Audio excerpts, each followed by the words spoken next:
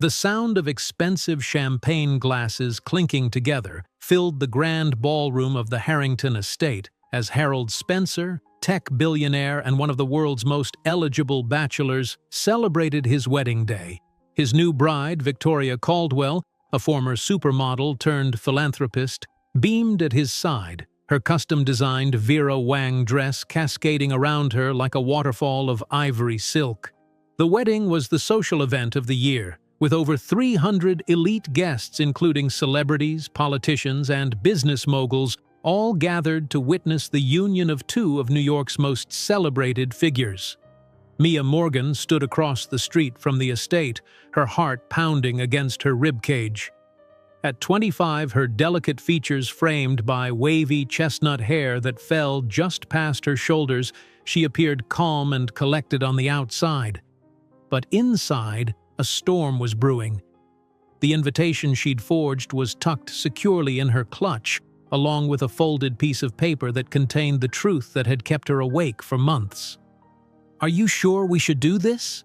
her sister Lily asked, adjusting the strap of her emerald green dress that matched Mia's exactly. Despite being identical triplets, the sisters had learned over the years to carry themselves differently.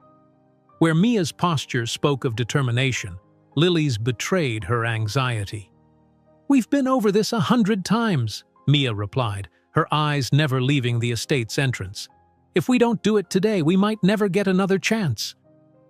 The third sister, Emma, stepped out of the taxi that had just pulled up, completing their trio. Unlike her sisters, who had arrived together, Emma had insisted on coming separately, a final protest against what they were about to do.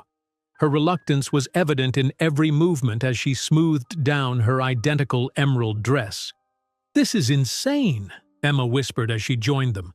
"We're about to crash a billionaire's wedding. There's security everywhere. We'll be arrested before we even make it inside." Mia shook her head, determination hardening her features. "The security is focused on keeping out paparazzi and fans, not guests with invitations." She patted her clutch. "These invitations may be forged, but they're perfect replicas. I made sure of it." "And if we do get inside?" Emma pressed. "What then? We just walk up to Harold Spencer on his wedding day in front of hundreds of people and drop this bomb?" "That's exactly what we do," Mia confirmed. "He deserves to know. They all deserve to know." Lily placed a gentle hand on Emma's arm. "Mom would have wanted us to do this. You know that." Their mother, Eleanor Morgan, had passed away 3 months ago after a prolonged battle with cancer.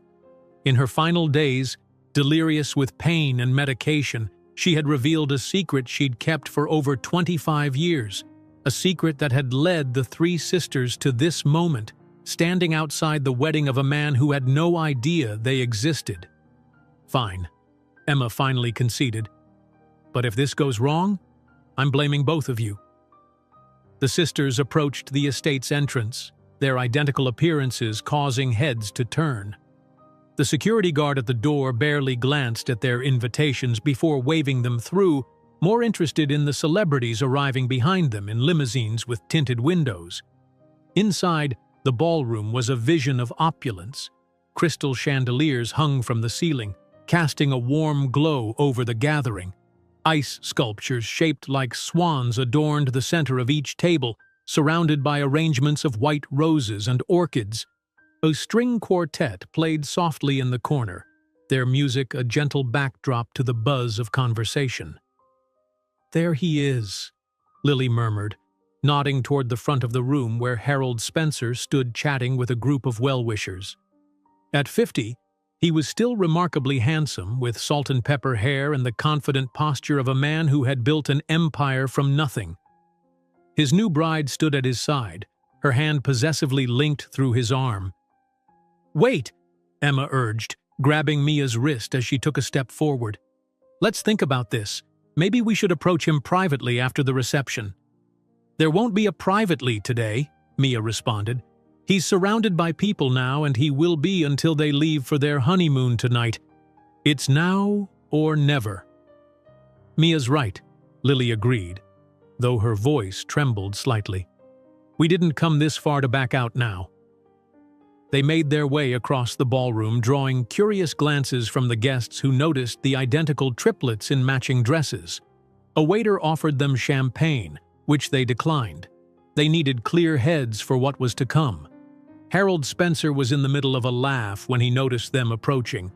His smile faltered slightly, confusion crossing his features as he registered the three identical young women moving purposefully toward him.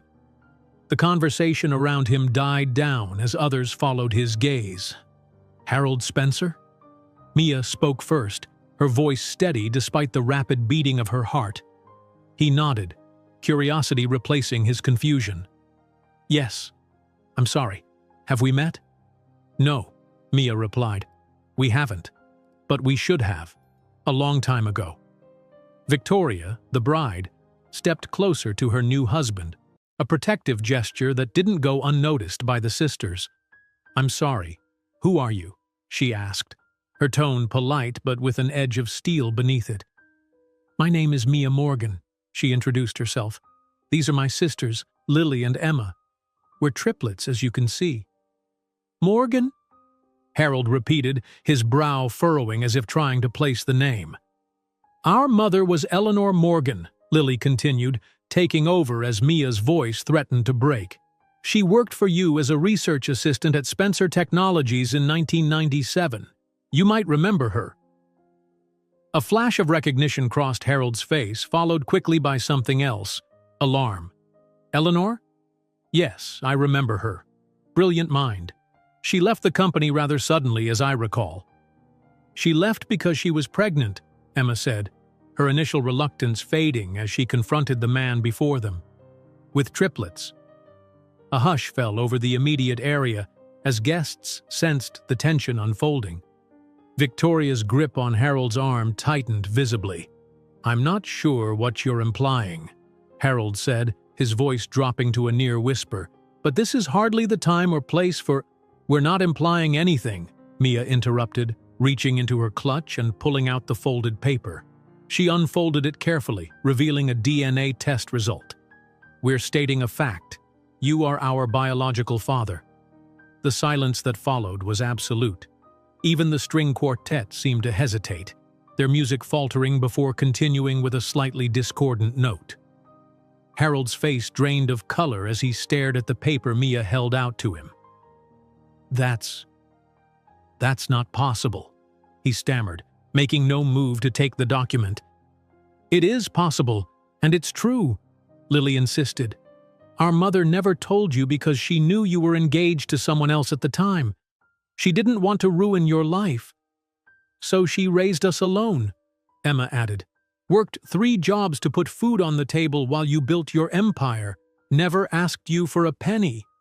Victoria finally broke her silence. This is outrageous. You 3 show up at our wedding with some piece of paper and expect us to believe this fantasy? It's not a fantasy, Mia replied calmly. It's our life. We've lived 25 years without a father because our mother made a choice to protect your reputation. She looked directly at Harold.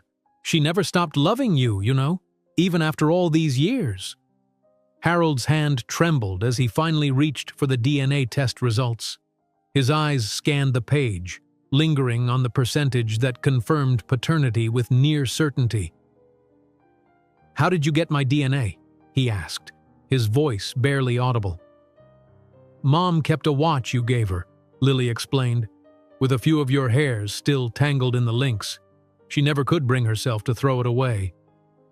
The crowd around them had grown, guests whispering to each other as they witnessed the drama unfolding. Someone from the back called for the security guards, but Harold raised a hand to stop them. No, he said firmly. Let them stay. Victoria turned to him in shock. Harold, you can't possibly be entertaining this. They're obviously con artists looking for money. We don't want your money, Emma said, a hint of indignation in her voice. We have careers of our own. Mia is a software engineer, Lily's a pediatrician, and I'm an environmental lawyer. We're doing just fine without your billions. Then what do you want? Harold asked, genuine confusion in his voice. Mia took a deep breath. Our mother died 3 months ago. cancer. In her final days, she told us the truth about you.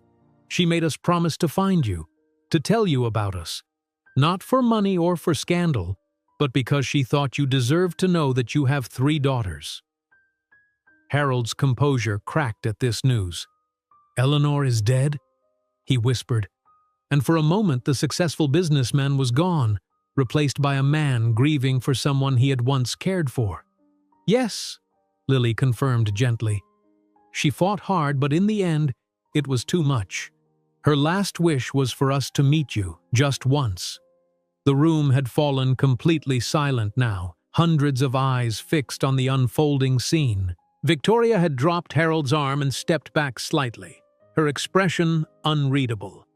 The weight of the moment pressed down on all of them, suspended in time like the crystals hanging from the chandeliers above. "I think," Harold finally said, clearing his throat, "that we should continue this conversation somewhere more private." He turned to Victoria, whose face had hardened into a mask. "I'm sorry, my dear. I need to speak with these young women." "On our wedding day?" Victoria hissed, but there was more hurt than anger in her voice.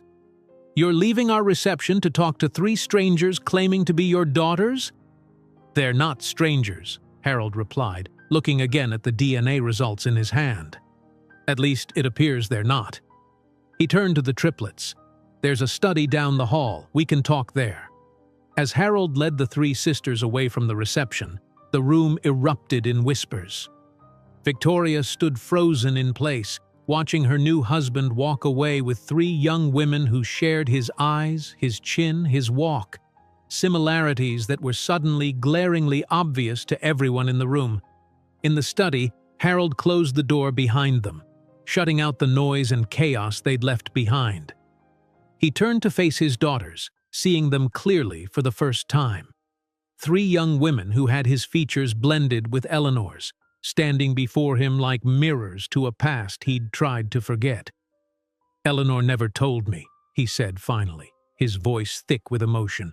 "I swear to you, I never knew." "We believe you," Mia said, speaking for all 3 of them. "She didn't want to burden you, but she also didn't want to leave this world with you never knowing about us." Harold sank into a leather chair, the DNA test results still clutched in his hand. 25 years, he murmured.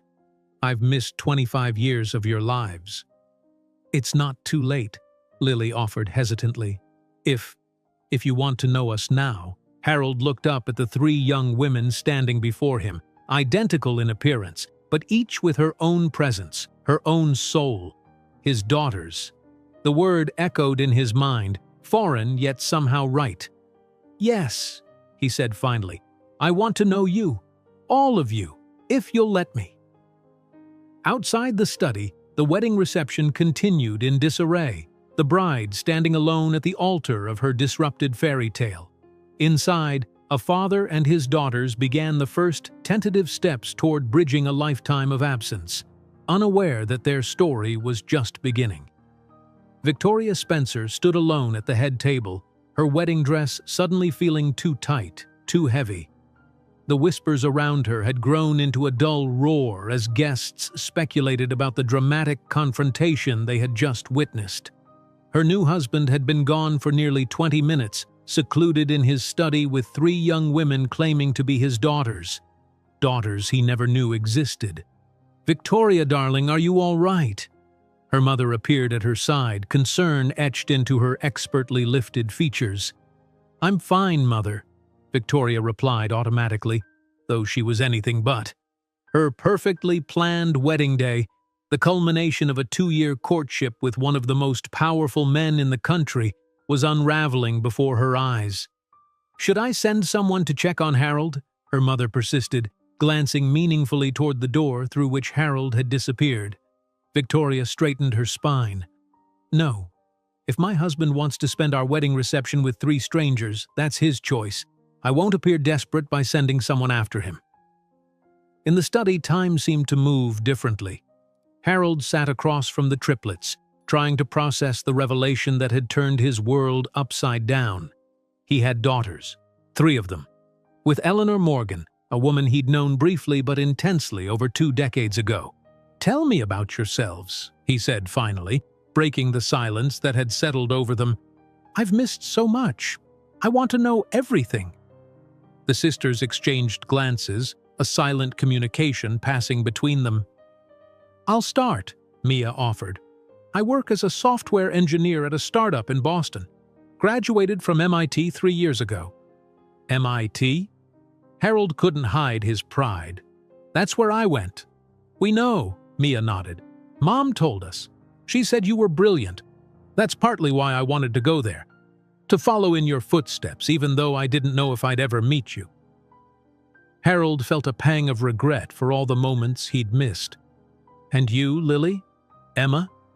What paths did you choose?"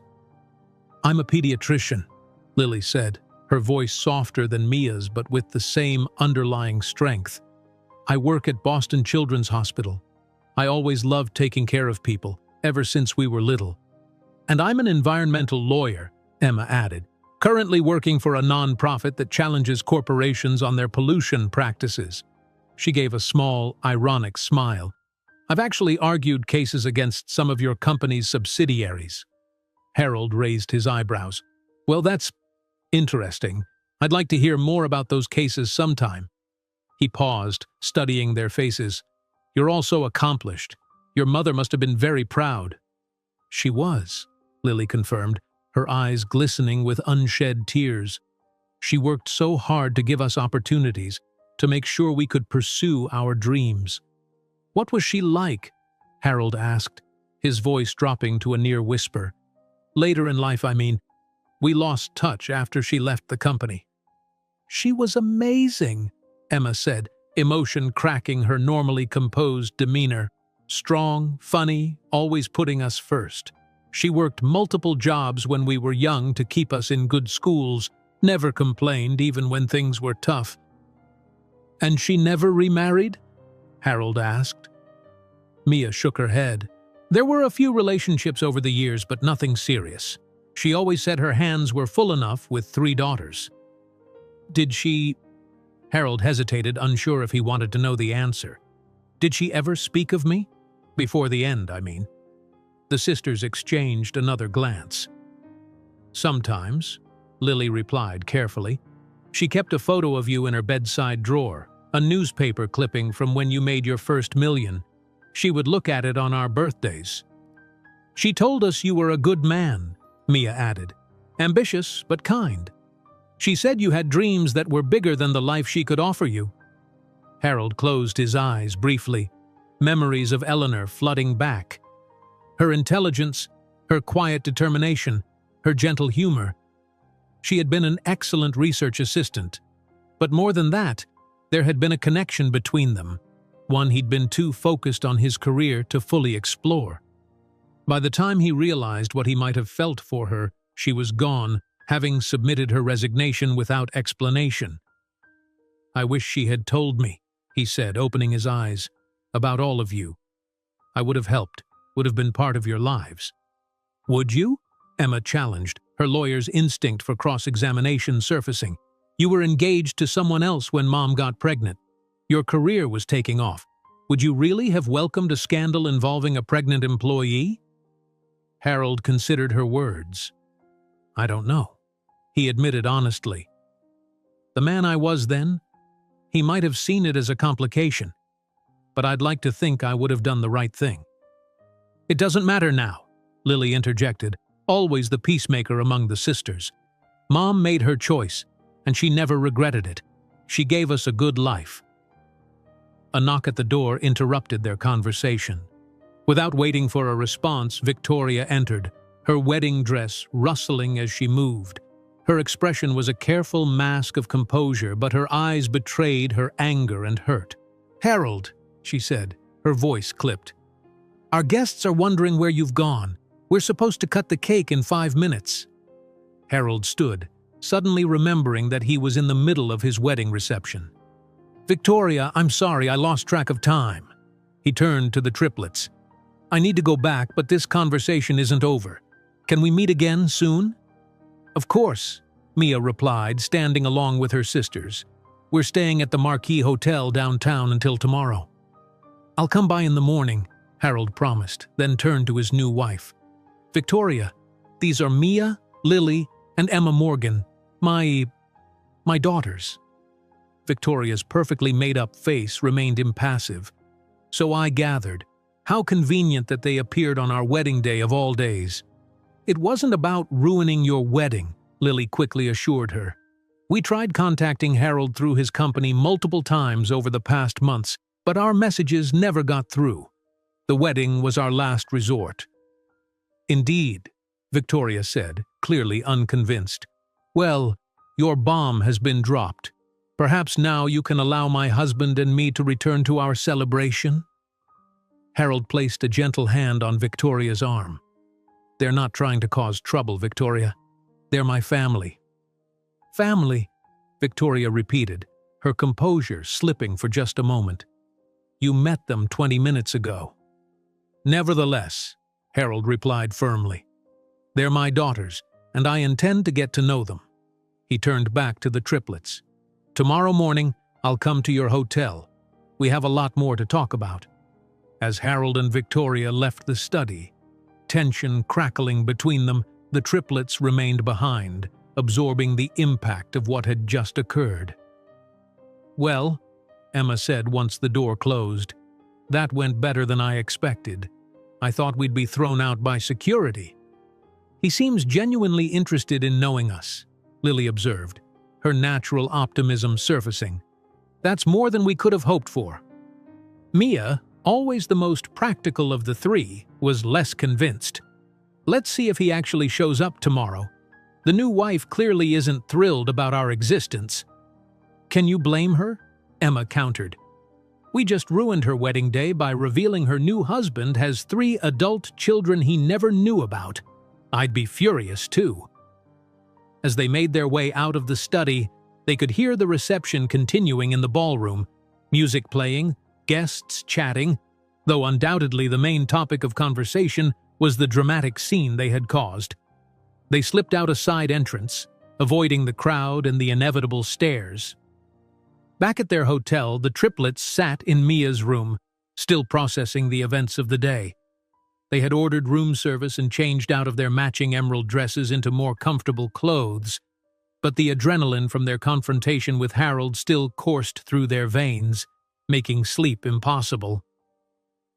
"Do you think we did the right thing?" Lily asked, picking at her club sandwich. "Maybe Emma was right. We should have waited, approached him privately."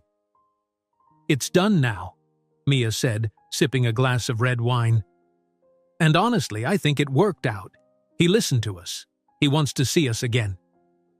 "Unless Victoria changes his mind overnight," Emma pointed out, scrolling through her phone. "Oh great, we're trending on social media. Someone at the wedding posted about us."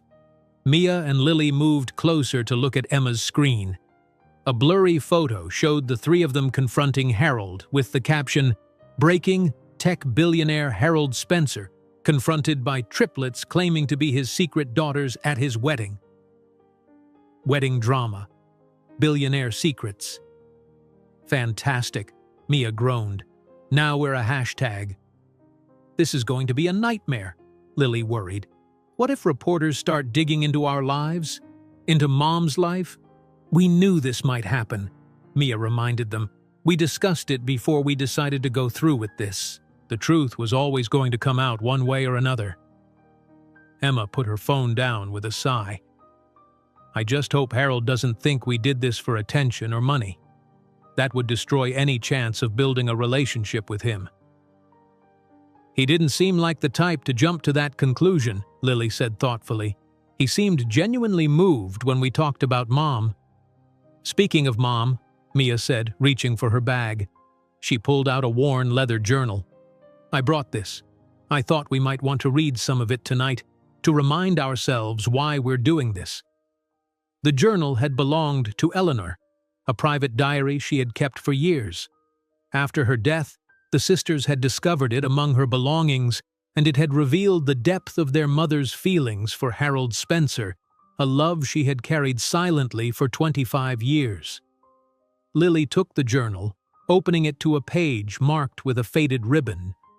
October 15th, 1997, she read aloud. I told Harold about the breakthrough in the algorithm today. The look in his eyes when he understood what I'd done, that moment of pure intellectual connection, it made me fall even deeper. He sees me in a way no one else ever has. But tomorrow he's announcing his engagement to Diane. I should be happy for him. Instead, I'm sitting here wondering what might have been if we'd met at a different time, in different circumstances. The sisters fell silent, each lost in thoughts of the mother they had lost and the father they had just found. Outside their hotel window, the lights of the city twinkled, oblivious to the personal drama unfolding within. She really loved him, Emma said finally. All those years and she never stopped. That's why we had to find him, Mia added. For her sake as much as for ours. I just hope he's worth it, Lily whispered. I hope he's the man she always believed he was. None of them spoke the fear that lingered in the air between them, that Harold Spencer might not live up to the image their mother had carried in her heart for 25 years, and that the father they had finally found might end up being a disappointment after all. Morning light filtered through the hotel room curtains as Mia paced anxiously, checking her watch for the third time in 5 minutes. It's almost 10. He said he'd be here by 9. Give him a break, Lily said from her perch on the edge of the bed. He got married yesterday. I'm sure he has a lot to deal with. Including an angry wife, Emma added, not looking up from her laptop where she was monitoring the news. The stories everywhere now. Business Insider, Forbes, TMZ, even the New York Times has picked it up. Tech titan's wedding interrupted by secret triplet daughters. It's a PR nightmare. Mia stopped pacing. Maybe that's why he's not coming. His PR team probably advised him to stay away from us. A knock at the door silenced their speculation. Mia froze, then moved to answer it. Standing in the hallway was Harold Spencer, dressed casually in jeans and a blue button-down shirt, a stark contrast to the tuxedo he'd worn the day before. His eyes were tired with dark circles suggesting a sleepless night. I'm sorry I'm late, he said, stepping into the room when Mia moved aside. Things at home are complicated. We can imagine, Emma replied dryly, closing her laptop. How's the new wife? Harold grimaced. Not thrilled, but she's resilient. She's meeting with her publicist now, trying to get ahead of the story. We're sorry about the timing, Lily offered sincerely. We never wanted to cause a scandal. Harold shook his head. Don't apologize. If anyone should be sorry, it's me. I'm the one who missed 25 years of your lives. He looked around the room, taking in the 3 young women who were undeniably his daughters. The resemblance was striking in daylight.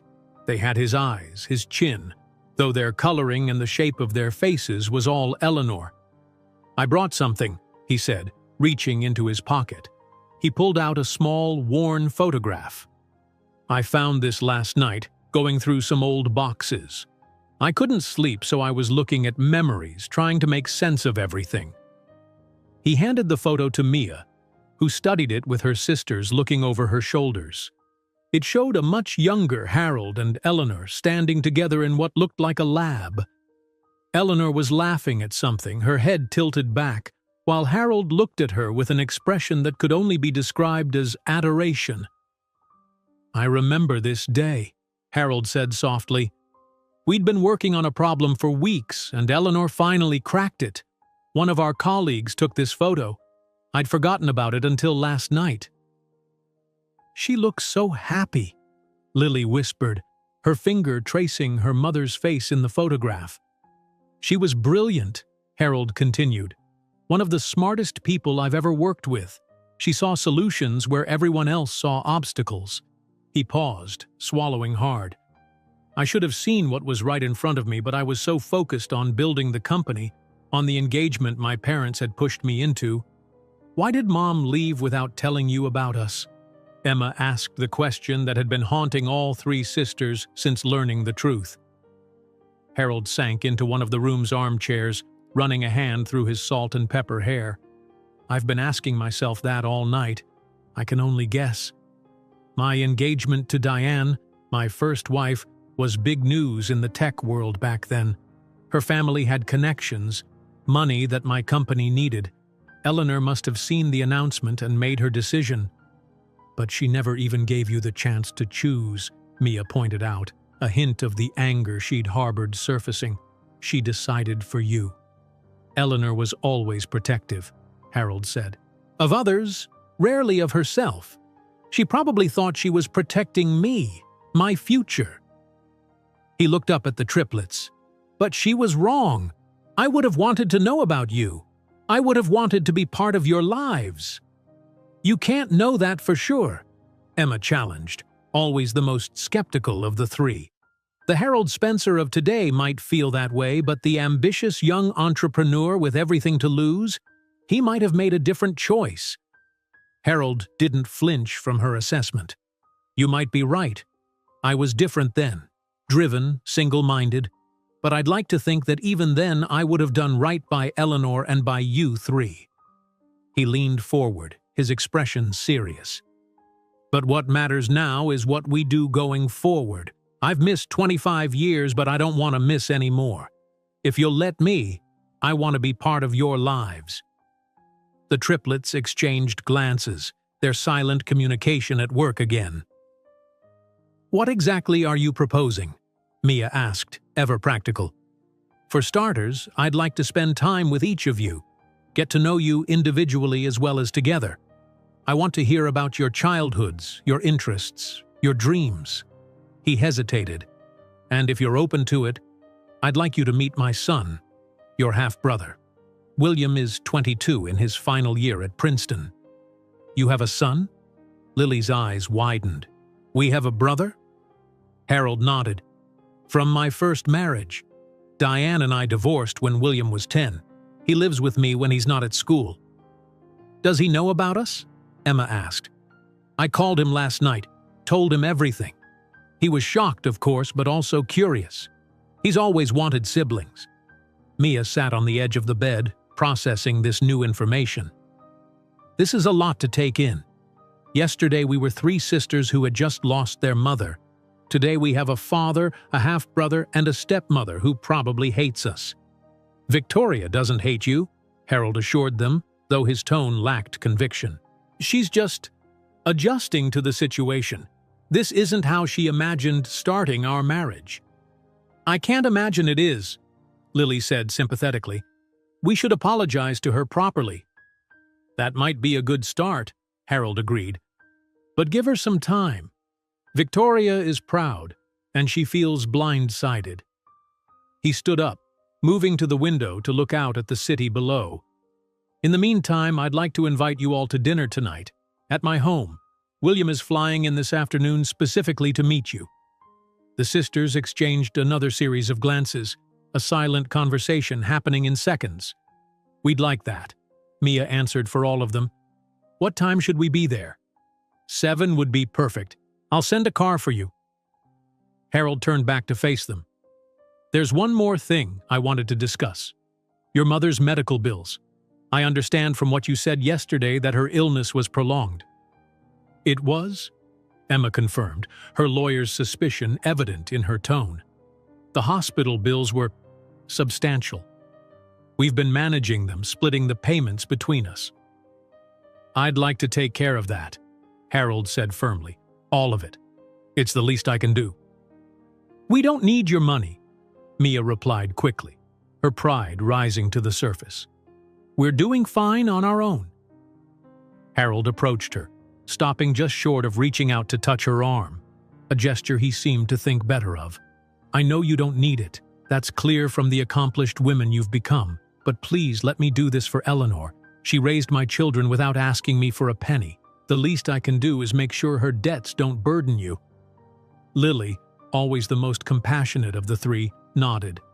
I think Mom would appreciate that. She never wanted us to worry about money, even at the end when the bills were piling up. Mia and Emma exchanged glances, a silent debate passing between them before Emma finally nodded. Fine, Mia conceded, but just the medical bills. Nothing else. Fair enough, Harold agreed. He checked his watch, a subtle gesture that didn't go unnoticed. I should go. There's a lot to arrange before dinner tonight. Including breaking the news to Victoria that we're coming to your house? Emma guessed. Harold's slight wince confirmed her suspicion. Victoria will be cordial. She understands the importance of family. Even family that shows up uninvited and ruins her wedding? Mia asked with a hint of a smile. Especially then, Harold replied, matching her tone. She's resilient, as I said, and she knew what she was getting into, marrying someone with my public profile. Scandals come with the territory. As Harold prepared to leave, Lily suddenly stepped forward. Wait, she said, her voice soft but determined. There's something you should have. She went to her purse and pulled out a folded piece of paper. Mom wrote this for you in her final days. She made us promise to give it to you if we ever found you. Harold took the paper with reverent care, as if it might disintegrate at his touch. Thank you, he said, his voice thick with emotion. I'll read it when I'm alone. After Harold left, the triplets sat in silence for a moment, each processing what had just occurred. So we're having dinner with our long-lost father, our new half-brother, and our stepmother who probably wants us dead, Emma summarized. Just a typical Monday. At least he seems sincere, Lily offered optimistically, and he wants to be part of our lives. For now, Mia cautioned, always the most guarded of the three. Let's see what happens when the media attention dies down and reality sets in. Having 3 adult daughters suddenly appear is a novelty. But long-term, that's a different story. I'm curious about William, Lily admitted. A brother. That's something I never imagined we'd have. Half-brother, Emma corrected automatically. And who knows what he really thinks about all this? Harold said he was curious, but he could just as easily be resentful. We're essentially strangers laying claim to his father. We're not laying claim to anything, Mia argued. We just wanted the truth to be known. And now it is, Lily said with finality. For better or worse, Harold Spencer is our father, and he wants to know us. That's more than I dared hope for when we planned this. As the sisters began preparing for the dinner ahead, across town in his penthouse apartment, Harold Spencer sat alone in his study, Eleanor's letter unfolded before him. Tears streamed down his face as he read her final words to him, words filled with a love that had never died, and explanations for choices made long ago.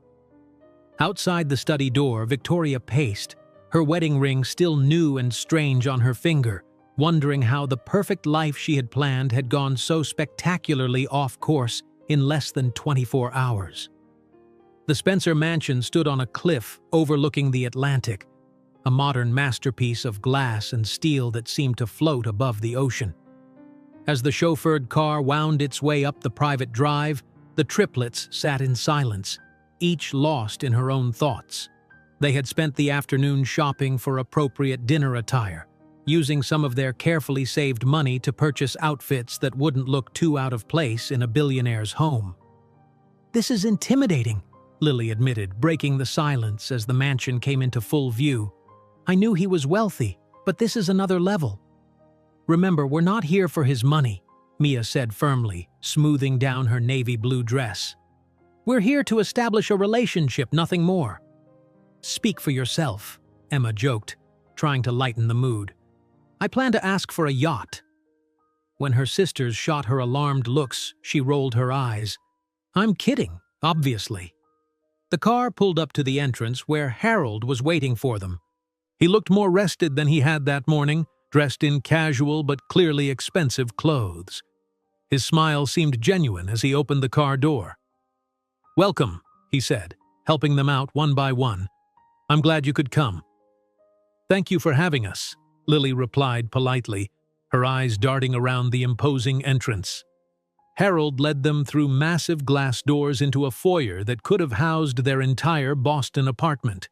The interior was minimalist but warm, with rich woods balancing the steel and glass.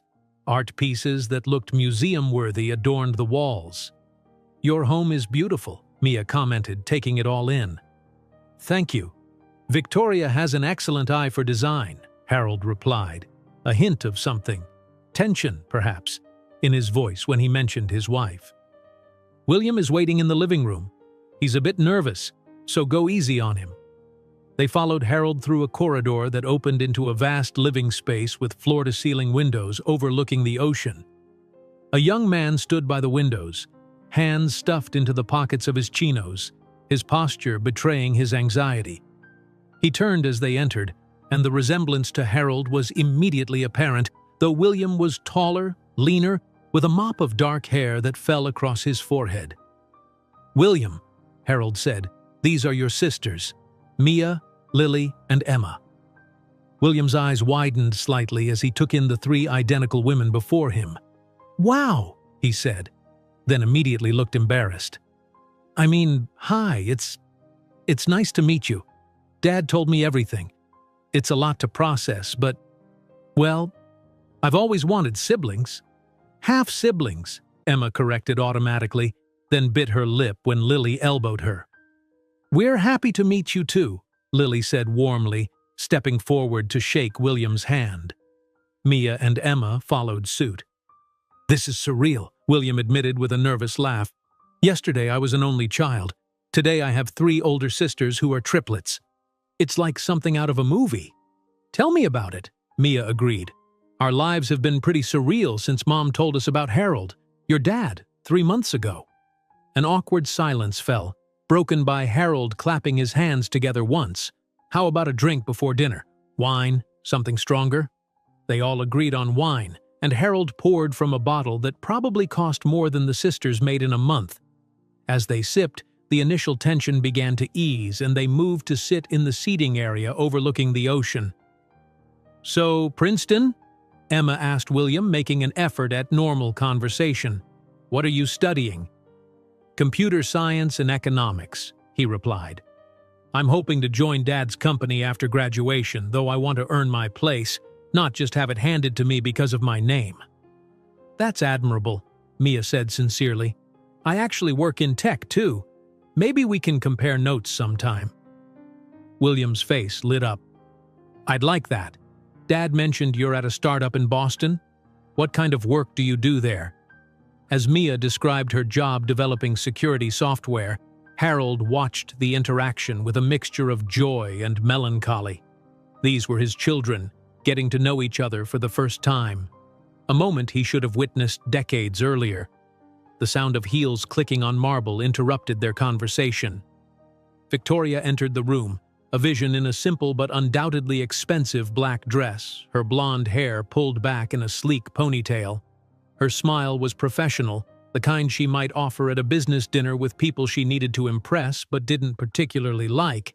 "Our guests have arrived," she said, stepping to Harold's side and slipping her arm through his.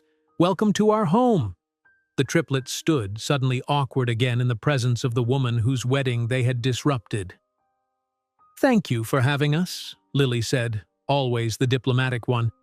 "Your home is stunning." "Thank you," Victoria replied coolly. "Harold mentioned you wanted to speak with me? Something about an apology?" Emma and Mia exchanged glances at her directness, but Lily stepped forward. "Yes, we wanted to apologize for the timing of our revelation. We never intended to ruin your wedding day. We tried contacting Harold through proper channels for months, but our messages were blocked by his staff. The wedding was our last resort." Victoria's expression remained neutral. "And yet, of all moments during the wedding, you chose the reception, in front of hundreds of guests, to make your announcement. Not before the ceremony, not after the celebrations, but during the height of our wedding reception." "We needed to be heard," Mia said, a hint of defensiveness in her tone. "And we needed witnesses who would make it impossible for our existence to be denied or swept under the rug." "So it was a calculated move," Victoria concluded, a hint of satisfaction in her voice at having her suspicions confirmed. "Victoria," Harold interjected, a warning in his tone. "They're here as our guests, our family." Victoria's smile tightened almost imperceptibly. "Of course, darling. I'm simply trying to understand their thinking. She turned her attention back to the triplets. "Dinner will be served soon. Shall we move to the dining room?" The dining room, like the rest of the house, was a study in understated luxury. A long table of dark wood dominated the space, set with fine china and crystal. The sisters took their seats, Mia noting that Victoria had placed them all on one side of the table, with herself, Harold, and William on the other, a subtle but clear division. As the first course was served by silent, efficient staff, Victoria took control of the conversation. "So, I understand you three are quite accomplished in your respective fields. Harold tells me you're a software engineer, Mia, and Lily, a pediatrician, Emma, an environmental lawyer.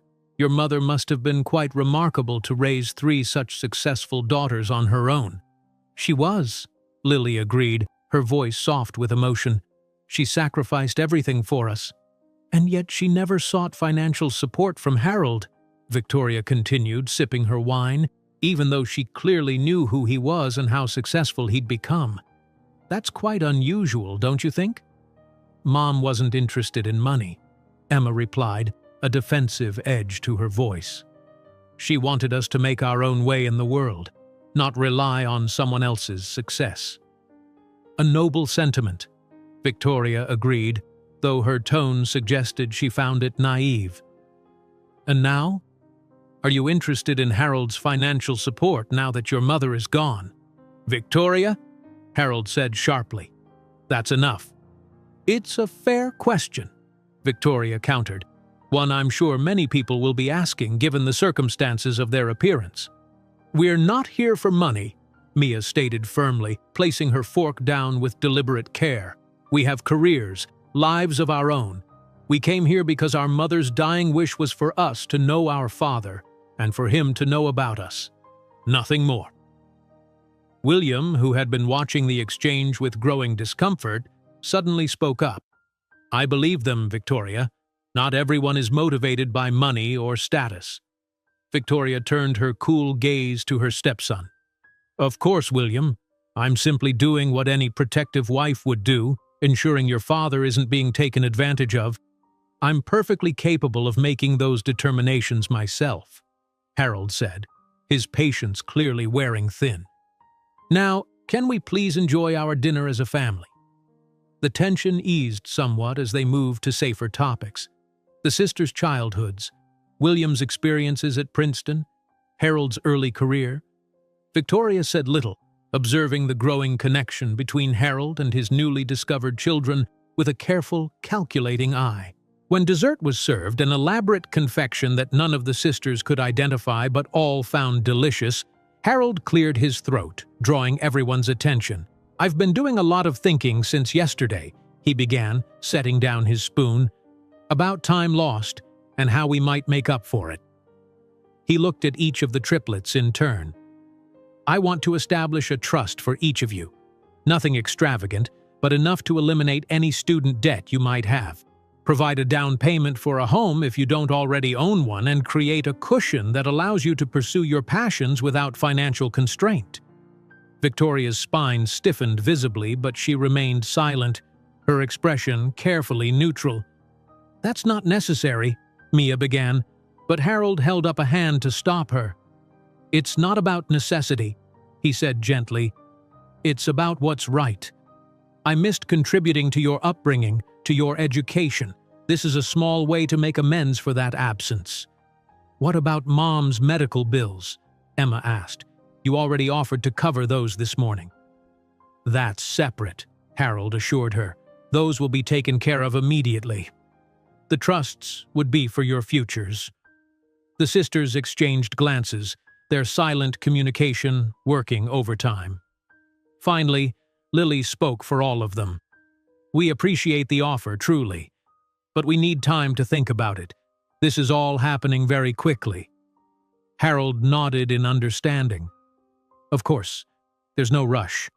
I just wanted you to know that I'm committed to being part of your lives now, in whatever way you'll allow." "And what about your company?" Victoria asked, breaking her silence. "Will you be updating your will and succession plans as well? After all, you now have 4 children instead of 1. The question hung in the air like a blade, the implication clear. William looked down at his plate, a flush creeping up his neck. "Those are private matters, Victoria," Harold replied evenly, though his eyes had hardened. "And they'll be addressed in private at the appropriate time." Victoria nodded, taking a sip of her wine. "Of course, darling. I just want to ensure all potential complications are considered." After dinner, Harold suggested they move to the terrace for coffee. The night was clear, the ocean visible under a nearly full moon. As Victoria excused herself to take a call, claiming it was from her publicist regarding their situation, the atmosphere immediately lightened. William, who had been reserved throughout dinner, visibly relaxed once Victoria was gone. "I'm sorry about that," he said quietly to the sisters. "Victoria can be protective." "It's understandable," Lily said generously. "We did disrupt her wedding." "Still," William insisted, "your family, my sisters." He smiled, the word clearly new and pleasant on his tongue.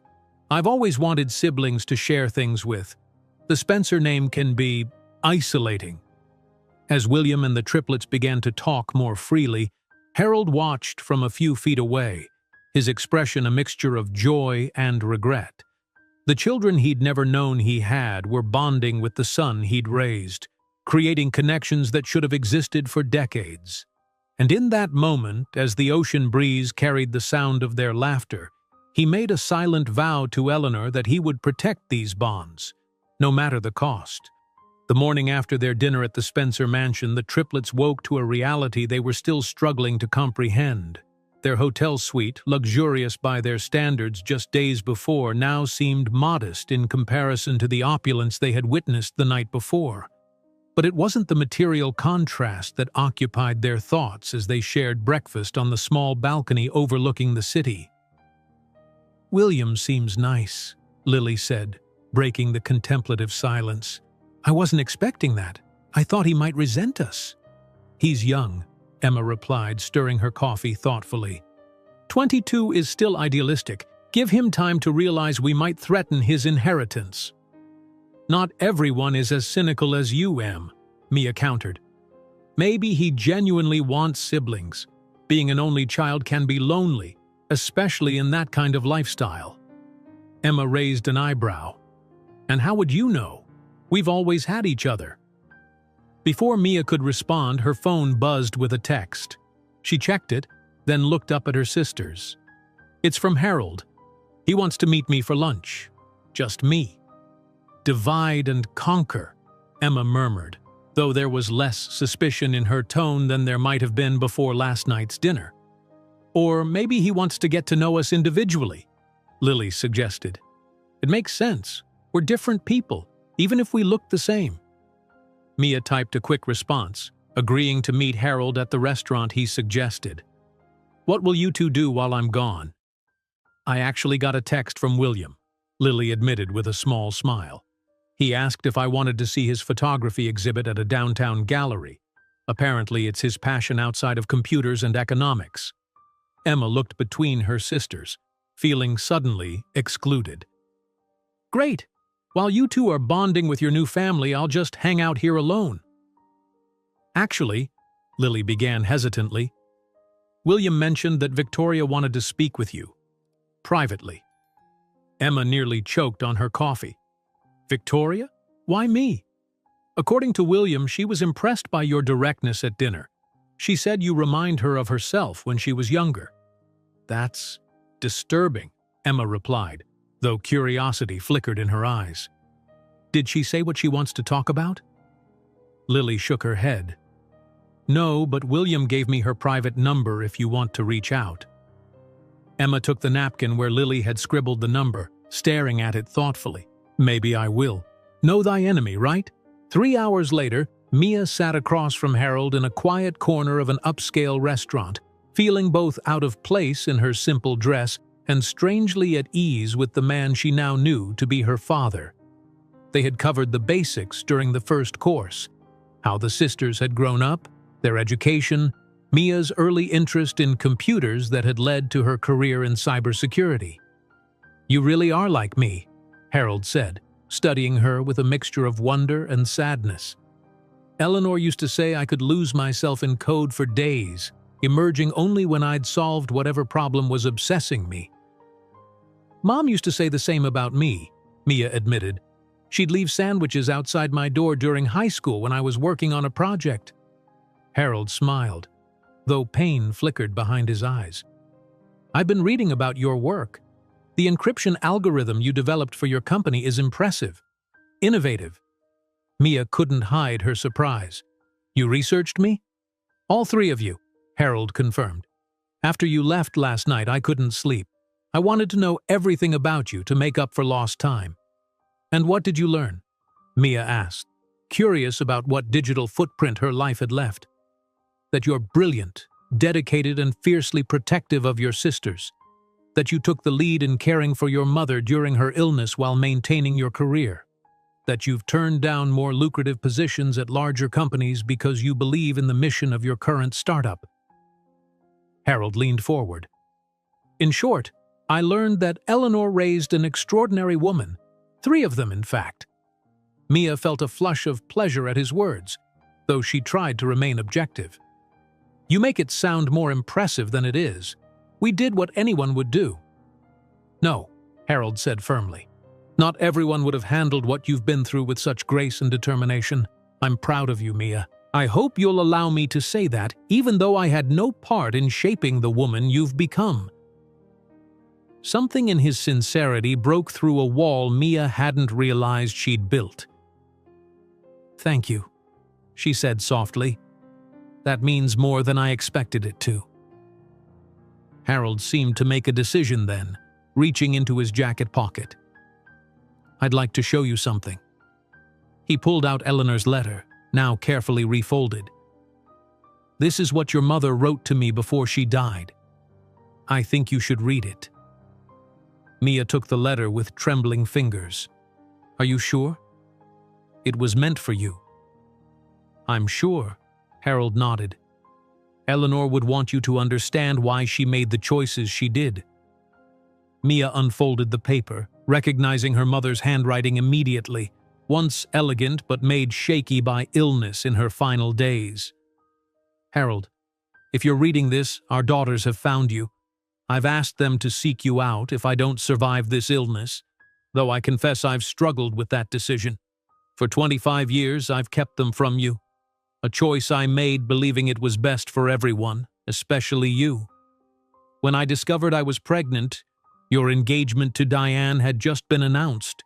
Your face was on the cover of every tech magazine, your company on the verge of the breakthrough that would make you a billionaire. A pregnant research assistant would have been a scandal you didn't need, a complication in the perfect life you were building. At least, that's what I told myself. The truth, which I can admit now as my life draws to a close, is that I was afraid. Afraid you would reject us, or worse, offer financial support but want nothing to do with us emotionally. I couldn't bear either possibility, so I made the choice for all of us. I realize now that was unfair to you and to our girls.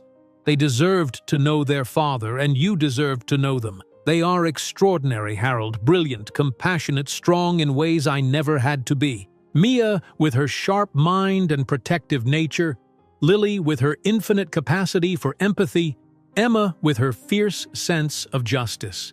They are the best of both of us, and my greatest accomplishment. I don't ask for your forgiveness. What I did was unforgivable. But I do ask that you get to know them, if they'll allow it. Love them as I have, and help them understand that my decision came from a place of love and fear, not malice. I have never stopped loving you, Harold. In another life, perhaps things could have been different for us. But in this one, our legacy is 3 remarkable women who deserve to know their father. Always, Eleanor Mia folded the letter carefully, tears blurring her vision. She handed it back to Harold, who looked equally moved. She never stopped loving you, Mia said quietly, even after all those years. And I never really forgot her, Harold replied, his voice rough with emotion. There were moments, throughout my marriage to Diane, even during the early years with Victoria, when I would wonder what happened to Eleanor Morgan, the brilliant woman who disappeared from my life without explanation. Across town, in an airy downtown gallery, Lily walked beside William, admiring his photography displayed on the stark white walls. His work was surprisingly good, black and white urban landscapes that captured moments of unexpected beauty in overlooked places. "You have a real talent," Lily said sincerely, studying a photograph of an elderly couple sitting on a park bench, their hands intertwined, pigeons gathered at their feet. "This one especially. There's so much tenderness in it." William ducked his head, pleased but embarrassed by the praise. "Thanks. Photography is my escape from the Spencer legacy. When I'm behind the camera, I'm just William, not Harold Spencer's son and heir." "I understand that need for an identity separate from your family," Lily responded. "Even among triplets, it's important to be seen as an individual." William nodded, then hesitated before speaking again. "Can I ask you something personal about our father?" "Of course," Lily replied, though she felt a flutter of anxiety at the sudden seriousness in his tone. Has he ever shown you the letter? The one your mother wrote to him?" Lily's eyes widened in surprise. "No, I know Mia is having lunch with him today, but he hasn't shared it with me or Emma yet." William's expression was unreadable. "He showed it to me last night, after you all left. He was different afterward. Emotional in a way I've rarely seen him." He paused. "Whatever your mother wrote, it affected him deeply. I think it's changed how he sees his whole life." Meanwhile, in a private lounge at an exclusive women's club, Emma sat across from Victoria Spencer, trying to read the inscrutable expression of the woman who was, technically, her stepmother. Victoria had suggested the meeting place, a sanctuary where business deals and social alliances were formed among Manhattan's elite women. "Thank you for agreeing to meet with me," Victoria said, sipping a flute of champagne. Unlike the cool politeness she'd displayed at dinner, there was a directness to her now that Emma found easier to address. "I was curious," Emma admitted. "It's not every day your new stepmother requests a private audience after you've ruined her wedding." To Emma's surprise, Victoria laughed, a genuine sound that softened her features momentarily. "You're refreshingly blunt, a quality we share, it seems." "So William mentioned," Emma replied cautiously, "though I'm not sure that's a compliment." "It is, from me," Victoria assured her. "In my world, our world I suppose I should say now, people rarely say what they mean. There are layers of artifice, hidden agendas. It's exhausting." "And yet you thrive in it," Emma observed. "From what I've read, you were a formidable businesswoman before marrying Harold." Victoria inclined her head slightly, acknowledging the point. "I've learned to navigate these waters, which brings me to why I wanted to speak with you privately." She set down her champagne, her expression turning serious. "Harold is a good man, but he can be naive when it comes to matters of the heart. He wants to believe the best of people, especially those he cares about." "Like his long-lost daughters?"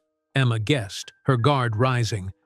"Like anyone who might have a claim on his affection or his fortune," Victoria replied smoothly. "I'm not suggesting you and your sisters are here for his money. Your careers speak for themselves. But Harold's sudden desire to establish trusts for you, to change his will, to restructure his charitable foundation to include causes you care about, all within days of meeting you, concerns me." Emma blinked in surprise. "His charitable foundation? He hasn't mentioned anything about that to us." "No, he wouldn't have. Not yet." Victoria studied Emma carefully. "He spent most of last night on his laptop, researching pediatric cancer charities for Lily, cybersecurity education initiatives for Mia, and environmental law clinics for you.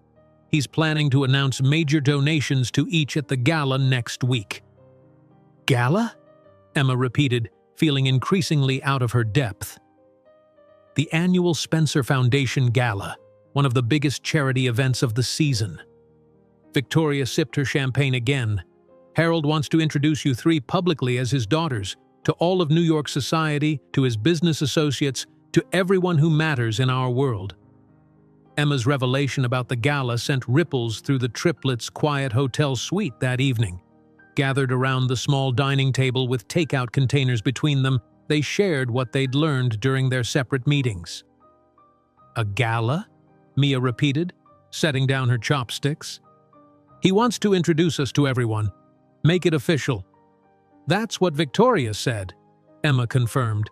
She seemed concerned about how quickly he's moving with all this, the trusts, changing his will, the charitable donations in our names.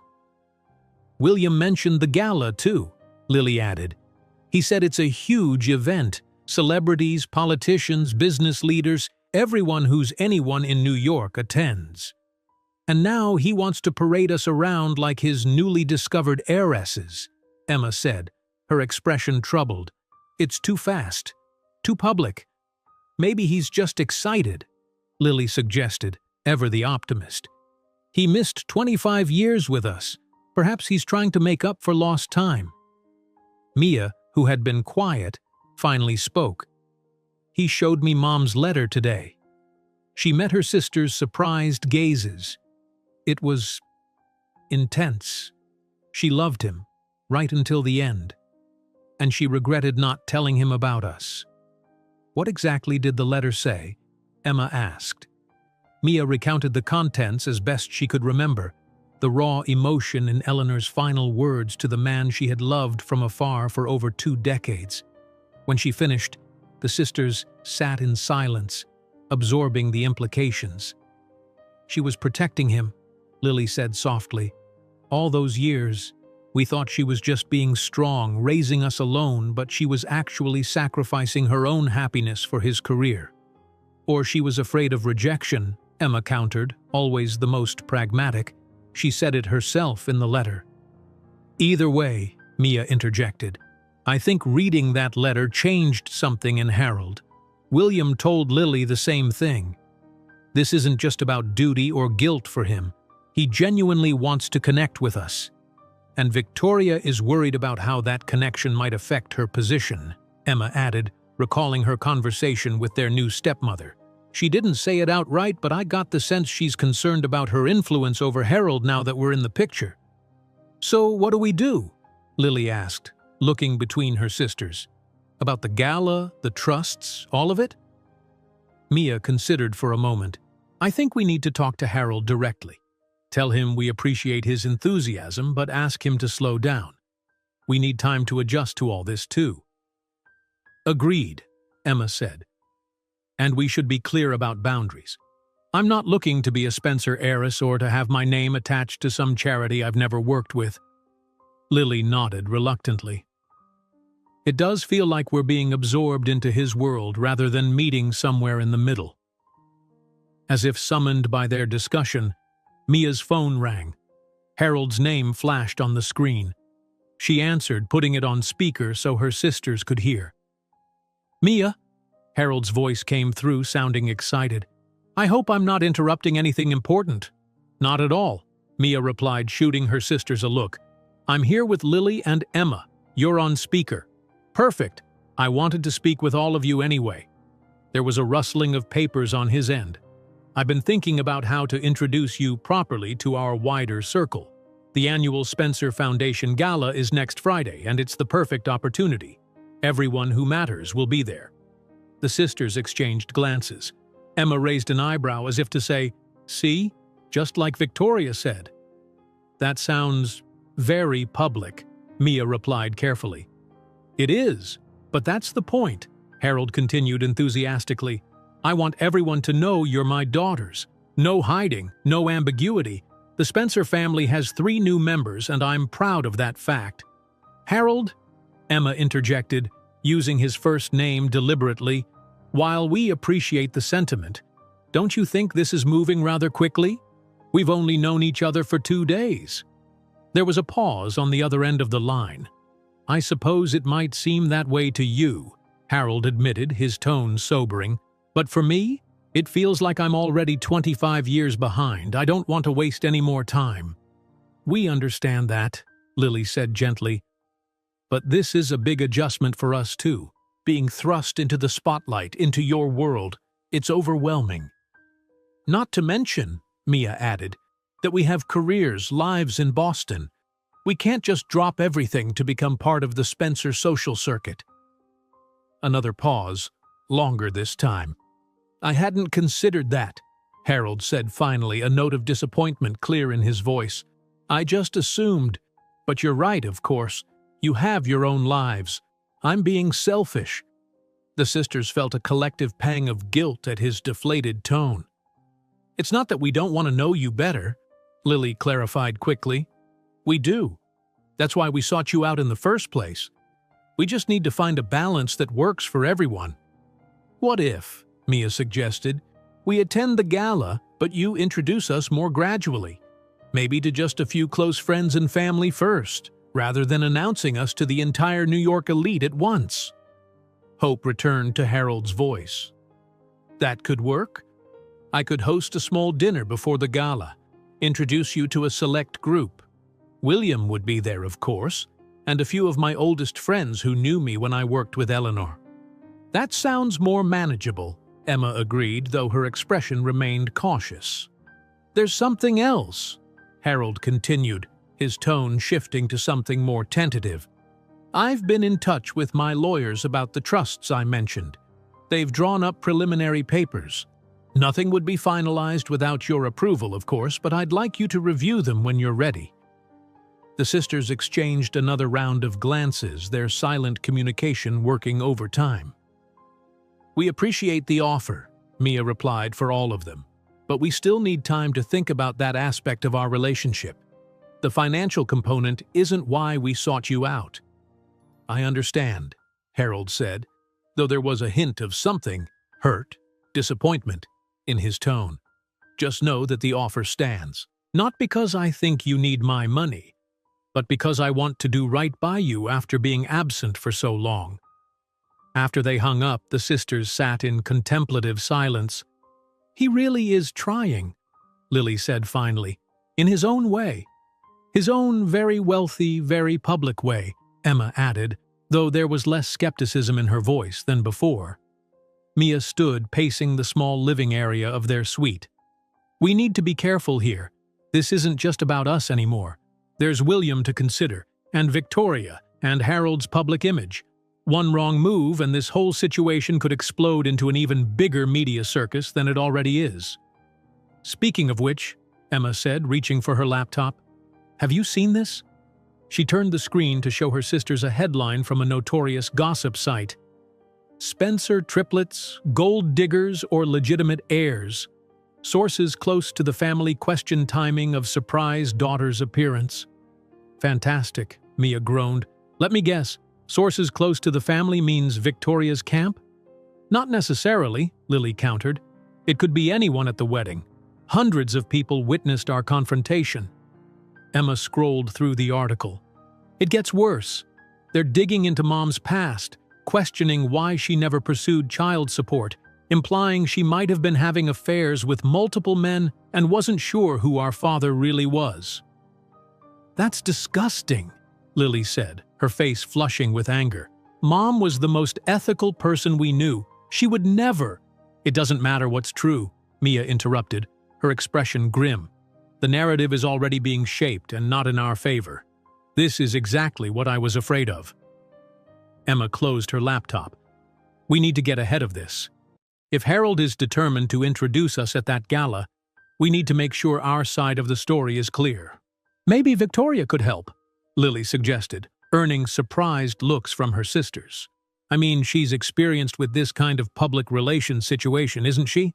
As Harold's wife, she has a vested interest in making sure the Spencer name isn't dragged through the mud."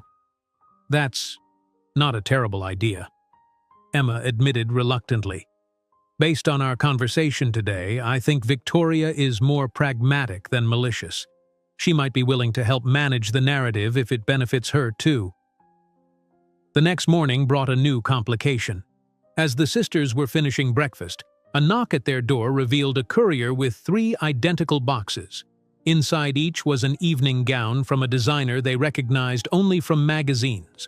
along with a note in Harold's handwriting. For the gala. Custom-made based on your measurements. Hope you like them. H.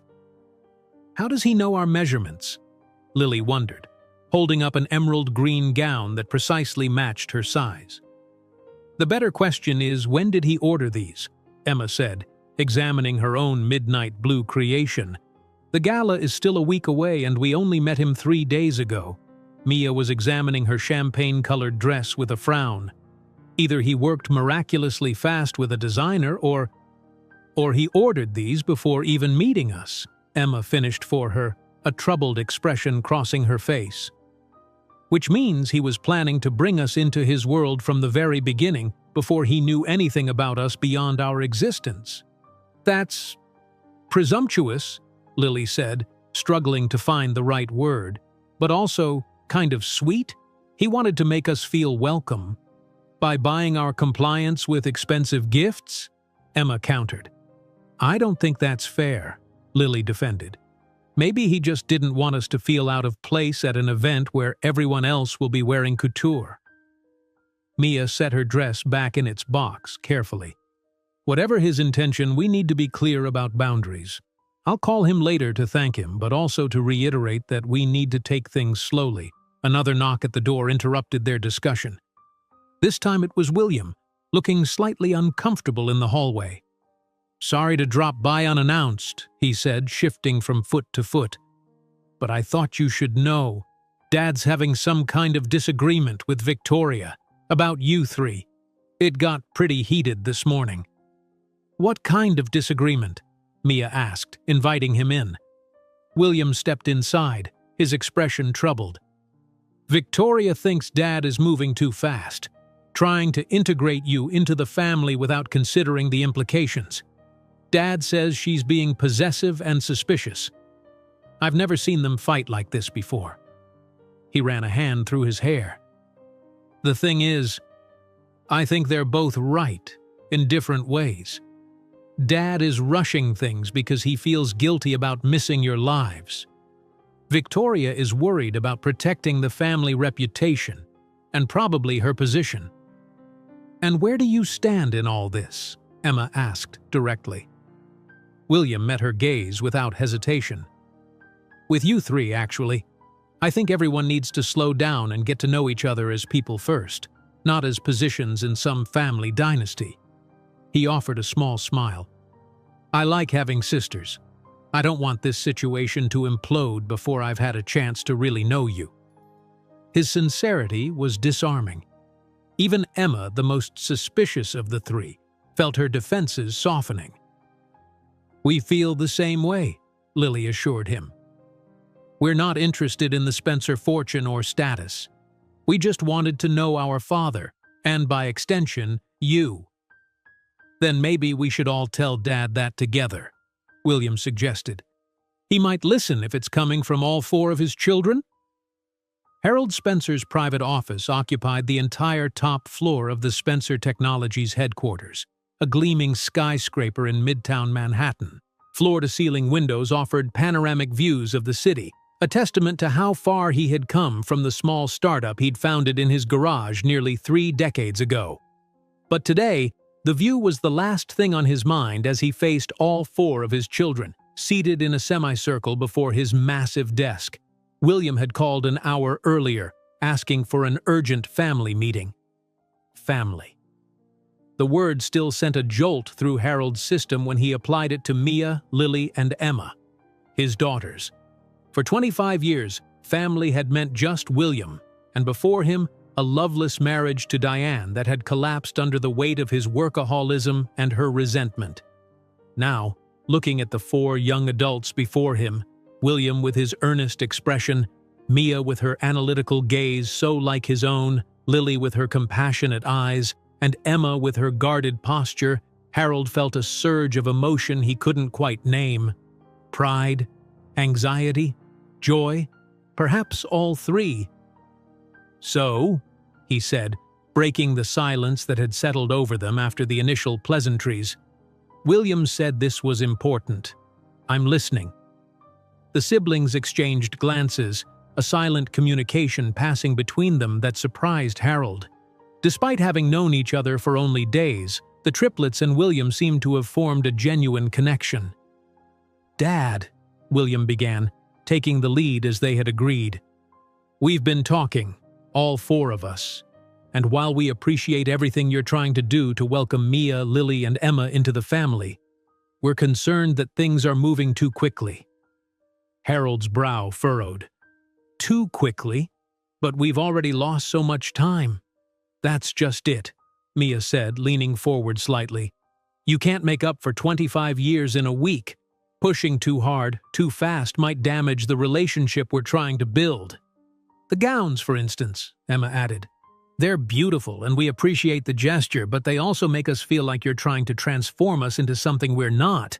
Society heiresses ready to take our place in the Spencer dynasty." Harold looked taken aback. "That wasn't my intention at all. I just wanted you to feel comfortable at the gala, to fit in with that world." "But that's not our world," Lily said gently. "We didn't grow up with galas and designer dresses. We grew up in a modest apartment in Boston with a single mother who worked multiple jobs to give us opportunities. And we're proud of that upbringing," Mia added firmly. "We don't want to pretend to be something we're not, even to make your social circle more comfortable with our existence." Harold sat back in his chair, absorbing their words. For a moment, he looked older, the weight of his mistakes evident in the lines of his face. "I've been trying to force you into a mold," he said finally. "Just like my father did to me. I didn't even realize I was doing it." "You were excited," William offered, his tone conciliatory. "You wanted to make up for lost time." "That's no excuse," Harold replied, shaking his head. "I should have asked what you wanted, not assumed I knew best." He looked directly at the triplets. "I'm sorry, truly. This is all new to me, and I'm making mistakes." The sincerity in his voice disarmed the sisters, even Emma, who had been the most skeptical of his intentions. "We understand," Lily assured him. "This is new for all of us. We just need to find a pace that works for everyone." Harold nodded slowly. "So, no gala introduction? No trusts? No charitable foundation adjustments?" "Not no," Mia clarified. "Just not yet. Maybe we start smaller. The dinner you mentioned with close friends sounds more manageable. As for the financial aspects, we appreciate the gesture, but we'd rather focus on building a personal relationship first." "And the gowns?" Harold asked, a hint of his earlier enthusiasm returning. "They were commissioned from a designer who works exclusively for our family. But if they make you uncomfortable..." The sisters exchanged glances again. "They are beautiful," Lily admitted with a small smile. "Maybe we could save them for a more appropriate occasion? When we're ready for a more public introduction?" Harold's face brightened. "Of course. Whenever you're ready." He stood and moved around his desk to be closer to them, no longer the powerful CEO but simply a father trying to connect with his children. "I want to do this right, all of it. Whatever pace you need, whatever boundaries you want to set, just tell me." "There's something else we should discuss," Emma said, her lawyer's directness coming to the fore. "The media situation. There's already a negative story circulating about us, questioning our motives and even our mother's character." Harold's expression darkened. "I saw that. My PR team is preparing a statement condemning the speculation and affirming that DNA tests have confirmed you are my daughters." "Is that wise?" William asked. "Engaging with gossip might just fuel more stories." "Perhaps," Harold conceded. "But I won't have Eleanor's reputation smeared. She deserves better than that." A knock at the door interrupted their conversation. Victoria entered without waiting for a response, her expression carefully neutral as she surveyed the gathering. "I'm sorry to interrupt your family meeting," she said, her emphasis on family subtle but unmissable. "But the governor is on line 1. He says it's urgent regarding the tech initiative legislation." Harold looked torn. the demands of his business empire clashing with his desire to continue this crucial conversation with his children. "Take the call," Mia said, standing. "We've said what we needed to say. We can talk more later." The others stood as well, preparing to leave, but Harold hesitated. "Are you sure? This conversation feels more important than legislative details." "We're sure," Lily assured him. "Besides, we have plans with William this afternoon." This was news to William, whose surprise showed briefly before he caught on and nodded enthusiastically. "Right, I'm giving them a tour of my favorite spots in the city." As they filed out of the office, Victoria held back, placing a hand on Harold's arm. "We need to talk later," she said quietly. "About all of this." Harold nodded distractedly, his eyes still on his children's retreating forms. Outside the Spencer Technologies building, the siblings found themselves standing together on the busy sidewalk, momentarily unsure of their next move. "So, about those plans we supposedly have," William said with a grin. "Any ideas? I really would be happy to show you around." "I'd like that," Lily replied warmly. "I've only been to New York once before for a medical conference, and I didn't get to see much beyond the hotel and convention center."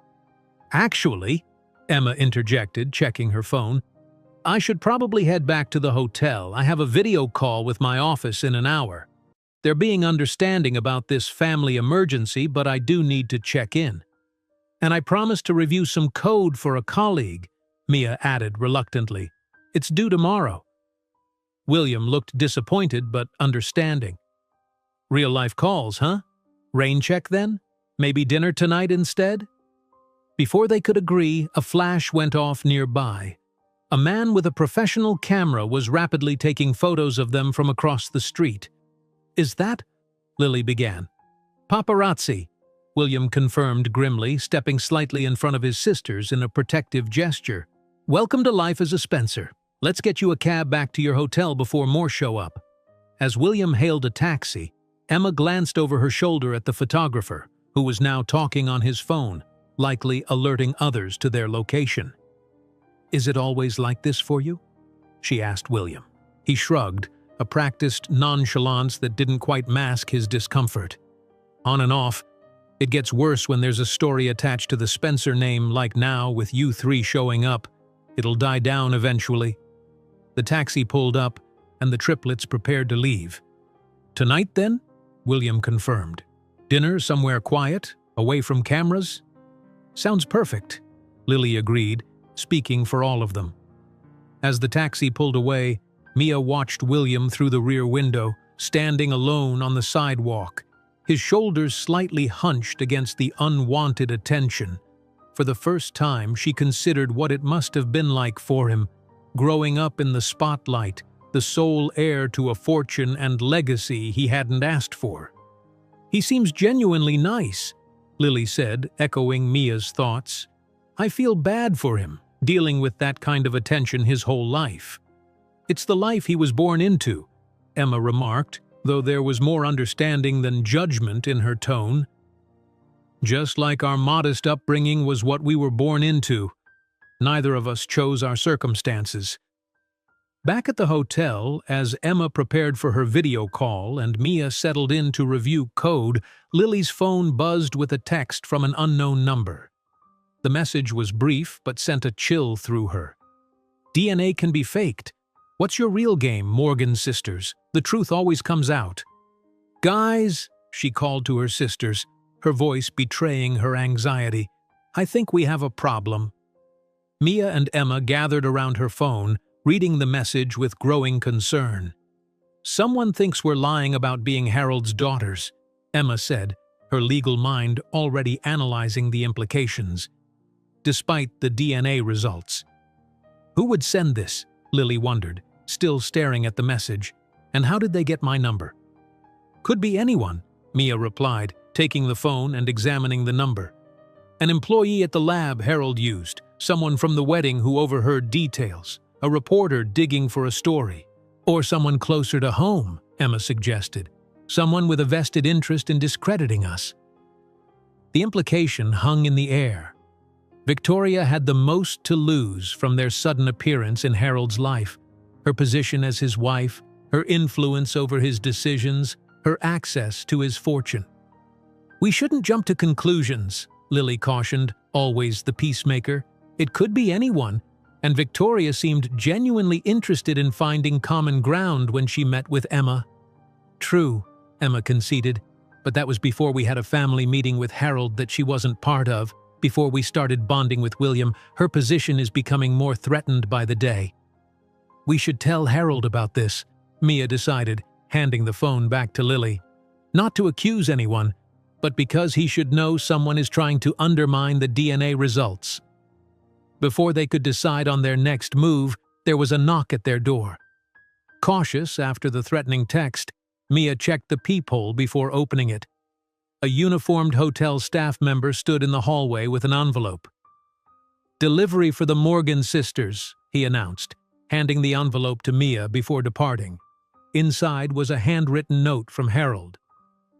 "After our conversation, I realized you might prefer a more private gathering before any public appearances. Would you join me at my summer home on Long Island this weekend? Just the family.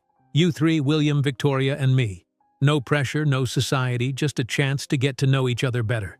Cars will be available if you accept. Harold." "A weekend with the Spencers," Emma mused as they considered the invitation. "That could either be a disaster or exactly what we need to establish some real connections." "I vote we go," Lily said decisively. "It's the kind of smaller step we just asked for. We can't refuse now." "I agree," Mia nodded. "But we should be prepared for anything, including more resistance to our presence in Harold's life." As they began to plan for the weekend ahead, none of them noticed the blinking light of the hotel phone, indicating a message had been left while they were out. A message from someone claiming to have known Eleanor Morgan in 1997.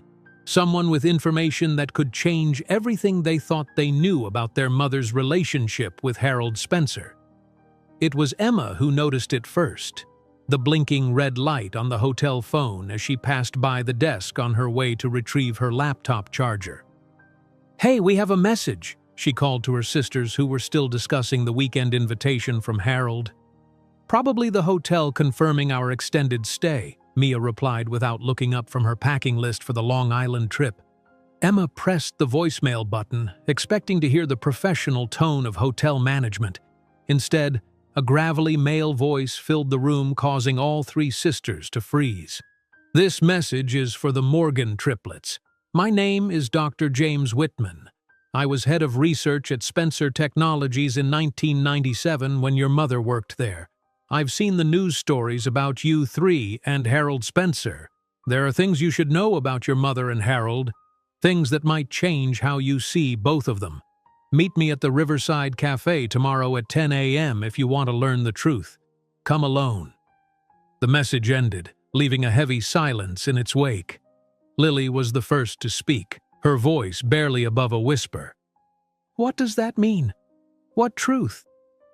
"Could be nothing," Mia said, though her expression betrayed her unease. "Maybe he's just looking to make money selling some story to the tabloids."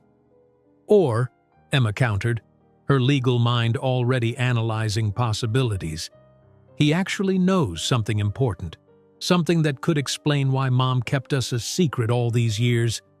Lily's phone buzzed with a text from William, asking if they'd decided about the weekend at the summer house. The mundane normalcy of it seemed jarringly disconnected from the bombshell they'd just received. "What do we do?" Lily asked, looking between her sisters. "About Dr. Whitman? About the weekend?" "We do both," Mia decided after a moment of thought. "We meet with Whitman tomorrow morning, hear what he has to say, then head to Long Island afterward. Harold's assistant said the cars would be available whenever we're ready." "And if what Whitman tells us changes everything?" Emma pressed. "If it makes us not want to spend a weekend with Harold?" Mia considered this. "Then we'll cancel, but I think we need to hear him out before making any decisions." The Riverside Cafe was a small, unassuming establishment tucked away on a quiet corner near the Hudson. The triplets arrived 15 minutes early, selecting a table in the back that offered privacy while still allowing them to observe the entrance. They ordered coffee and waited, each lost in her own thoughts about what revelations might lie ahead. At precisely 10 a.m., a man entered the cafe. He appeared to be in his late 60s with thinning gray hair and wire-rimmed glasses, dressed in a tweed jacket that had seen better days.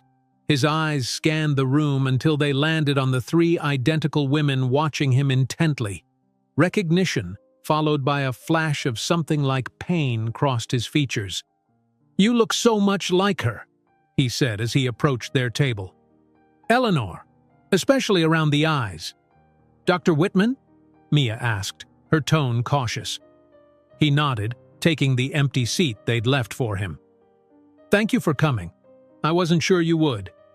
"Your message was intriguing," Emma said, getting straight to the point. "You said you know something about our mother and Harold Spencer that might change how we see them. What exactly did you mean by that?" Whitman ordered a coffee from a passing waitress before turning back to the sisters. "I worked closely with both your mother and Harold in those days. Eleanor was brilliant, one of the finest minds I've ever encountered. And Harold, well, he was ambitious, driven. Everything he touched seemed to turn to gold." "We know all this," Emma interrupted impatiently. "What we don't know is why you wanted to meet us." Whitman studied each of them in turn. "Because the narrative being spun in the press that Harold never knew about you because Eleanor kept you a secret isn't entirely accurate." The sisters exchanged startled glances. "What do you mean?" Lily asked, her voice barely audible. Whitman took a deep breath. "Eleanor didn't just disappear one day. Before she left, she and Harold had an intense relationship. It wasn't public. Office romances were frowned upon, especially between a company founder and his research assistant. But everyone in the inner circle knew. So they were actually together?" Mia clarified. "Not just colleagues?" "Very much so," Whitman confirmed. "For about 6 months. Then Harold got engaged to Diane Chambers, a strategic match orchestrated by his investors. Eleanor was devastated. This matches what we already know," Emma pointed out. "Mom saw the engagement announcement and left without telling Harold she was pregnant." Whitman shook his head slowly. "That's not what happened. Eleanor did tell Harold she was pregnant. I know because I was there the day she told him in his office. I didn't mean to overhear, but the walls were thin in the old building." The sisters sat in stunned silence, the implications of this revelation crashing over them like a wave. What did he say when she told him?" Lily finally managed to ask. Whitman's expression was grave. "He told her it couldn't be his, that it must be someone else's. He accused her of trying to trap him, to derail his engagement to Diane. He fired her on the spot and had security escort her out of the building." The color drained from Lily's face. Mia's hands clenched into fists on the table. Emma's eyes narrowed as she assessed Whitman's credibility. "Why should we believe you?" she challenged. "You could be making this up for any number of reasons." Whitman reached into his jacket pocket and pulled out a yellowed envelope. "Because I have proof. Eleanor asked me to hold on to this after she left. She said someday the truth might need to come out." He slid the envelope across the table. "It's a recording, from a device she kept in her purse the day she confronted Harold. She knew he might deny it, you see. She was always careful, your mother." Mia took the envelope with trembling fingers. "If what you're saying is true, why did our mother never use this? Why let us believe she chose to keep us a secret from Harold?" "Eleanor had her pride," Whitman said simply. "And she loved you three more than anything. She didn't want you growing up knowing your father had rejected you before you were even born." He stood, leaving his coffee untouched. "Listen to the recording. Make your own decisions about what kind of relationship you want with Harold Spencer. That's all I wanted, for you to have the complete truth." With that, he left as quietly as he'd arrived, leaving the sisters staring at the envelope on the table between them, a potential grenade in their already complicated lives. "Do we listen to it?" Lily asked, her voice shaking. "Here? Now?" "Not here," Mia decided, carefully placing the envelope in her purse. Back at the hotel, where we can process it privately. Emma checked her watch. The cars for Long Island are scheduled to pick us up in 2 hours. Then we have 2 hours to decide whether we're still going, Mia replied grimly. Back in their suite, the sisters gathered around Mia's laptop. The envelope contained an old mini cassette, the kind used in dictation devices in the late 90s. Fortunately, Mia, always prepared, had an adapter that could digitize the audio. "Ready?" she asked, her finger hovering over the play button. Her sisters nodded, though neither looked truly prepared for what they might hear. The recording began with muffled sounds of movement, then cleared as Eleanor's voice, younger but unmistakably their mother, spoke. "Harold, I need to talk to you. It's important." Harold's voice responded, friendlier than they'd expected. "Eleanor, come in. Is this about the Miller project? I've been meaning to discuss your algorithms." "It's not about work," Eleanor interrupted. "It's personal." A pause, then, "I'm pregnant." Silence followed, so long that the sisters wondered if the recording had stopped. Then Harold's voice, suddenly cold. "That's unexpected."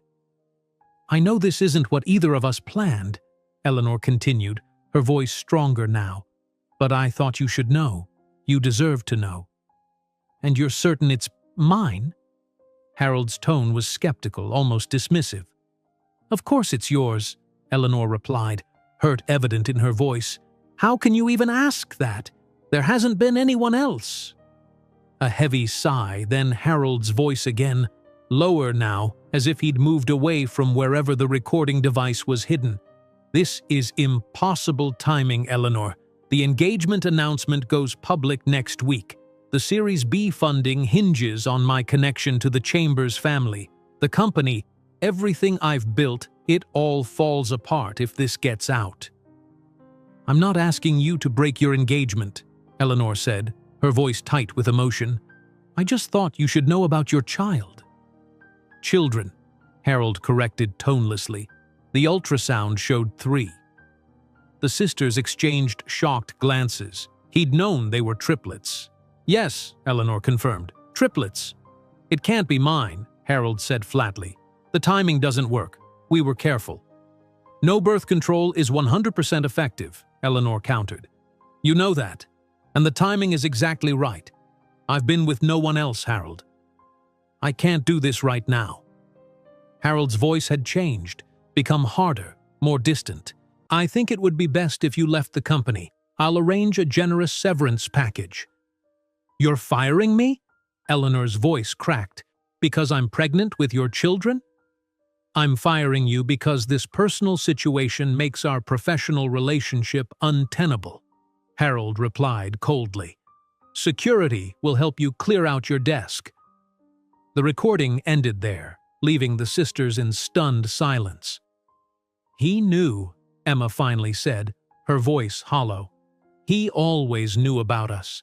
And he chose his company, his engagement, his reputation over us, over Mom."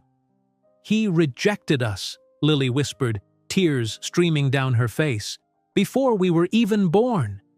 Mia sat back, her expression unreadable. "And now he wants to play the devoted father, claiming Mom kept us from him all these years. It was all a lie." The ringing of Mia's phone cut through the tense atmosphere. William's name flashed on the screen. She answered, putting it on speaker. "Hey, just checking if you 3 are still coming this weekend?" William asked, his voice cheerful and oblivious to the bomb that had just detonated in their lives. "The cars should be there soon." The sisters looked at each other, a silent debate passing between them. "Actually, William," Mia began carefully, "something's come up. We might need to postpone." "Oh." His disappointment was palpable even through the phone. "Is everything okay? Dad was really looking forward to this weekend." "I'm sure he was," Emma muttered under her breath. "We just need to sort some things out," Mia continued, shooting Emma a warning look. "Family matters." "Anything I can help with?" William asked, genuine concern in his voice. Another silent exchange between the sisters. "We'll call you back in 30 minutes, Mia promised. "We just need to discuss something important." After hanging up, the three sat in troubled silence for a moment. "So what do we do?" Lily asked finally. "Confront Harold with the recording? Cancel the weekend? Go back to Boston and pretend none of this ever happened?" "I vote we go to Long Island," Emma said, surprising her sisters, "but not to play happy family, to confront Harold with the truth, face to face. He owes us that much." "I agree," Mia nodded. "But we should verify this recording first. It's 25 years old. We need to be absolutely certain it hasn't been altered." "How?" Lily asked. "It's not like we can ask Harold if it's real." "No," Mia admitted, "but I have a colleague who specializes in audio authentication. If I send him the file now, he might be able to tell us something before we reach Long Island." "And William?" Lily asked quietly. "Do we tell him?" "This affects him too, in a way.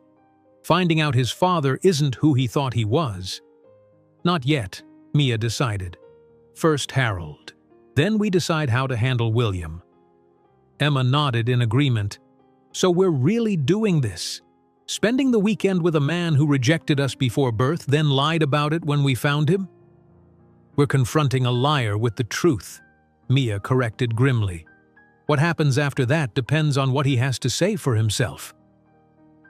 The Spencer summer home on Long Island was a sprawling Hamptons estate, less modern than the Manhattan penthouse but no less impressive. A white colonial mansion sat on meticulously landscaped grounds that stretched down to a private beach, the Atlantic Ocean providing a dramatic backdrop. Under different circumstances, the triplets might have been awed by the beauty of the place. Today, they barely registered it, their minds consumed by the recording they'd listened to repeatedly during the 2-hour drive from the city. "Remember, we agreed to wait until after dinner," Mia reminded her sisters as their car pulled up to the main entrance. "We need to be strategic about this. I don't know if I can sit through an entire meal pretending everything is fine," Lily said, her usual composure cracking under the pressure of what they now knew. "How do I look at him knowing he rejected us? Rejected Mom?" "You don't have to look at him," Emma replied pragmatically. "Just focus on your food. Let me and Mia handle the conversation." The front door opened before they could exit the car. Harold stood there, a broad smile on his face that the sisters now viewed through a lens of suspicion. Behind him, William waited, his own smile genuine and welcoming. "You made it," Harold exclaimed, moving to help them with their bags. "I was beginning to worry when you called to say you'd be delayed." "Something came up," Mia said neutrally, avoiding direct eye contact with him. "But we're here now." If Harold noticed the coolness in her tone, he didn't show it. "William's been like a kid on Christmas morning waiting for you three to arrive. Haven't you, son?" William rolled his eyes good-naturedly. "Way to make me sound pathetic, Dad." He stepped forward to greet each sister with a warm hug. "But yeah, I'm glad you made it. Victoria's been on edge all morning micromanaging the staff. Having you here will at least direct her energy elsewhere." "Where is Victoria?" Emma asked, scanning the entrance hall with its soaring ceiling and sweeping staircase. "Overseeing lunch preparations," Harold replied. "She's determined to make a good impression." He lowered his voice conspirationally. "I think she's feeling a bit guilty about her initial reception of you three." The irony of Harold speaking about guilty feelings made Emma's jaw tighten. Lily, noticing her sister's reaction, quickly spoke up. "The house is beautiful. How long have you had it?" "I bought it after my divorce from Diane," Harold explained as he led them through the mansion. "William was 10. I wanted a place where he could have normal childhood summers, away from the city spotlight. Well, as normal as possible given the circumstances." The casual mention of William's childhood, a childhood the triplets should have shared, sent another pang through the sisters. The contrast between Harold's devotion to his son and his rejection of his daughters before their birth could not have been more stark. Their bedrooms were in the East Wing, 3 elegantly appointed suites with views of the ocean.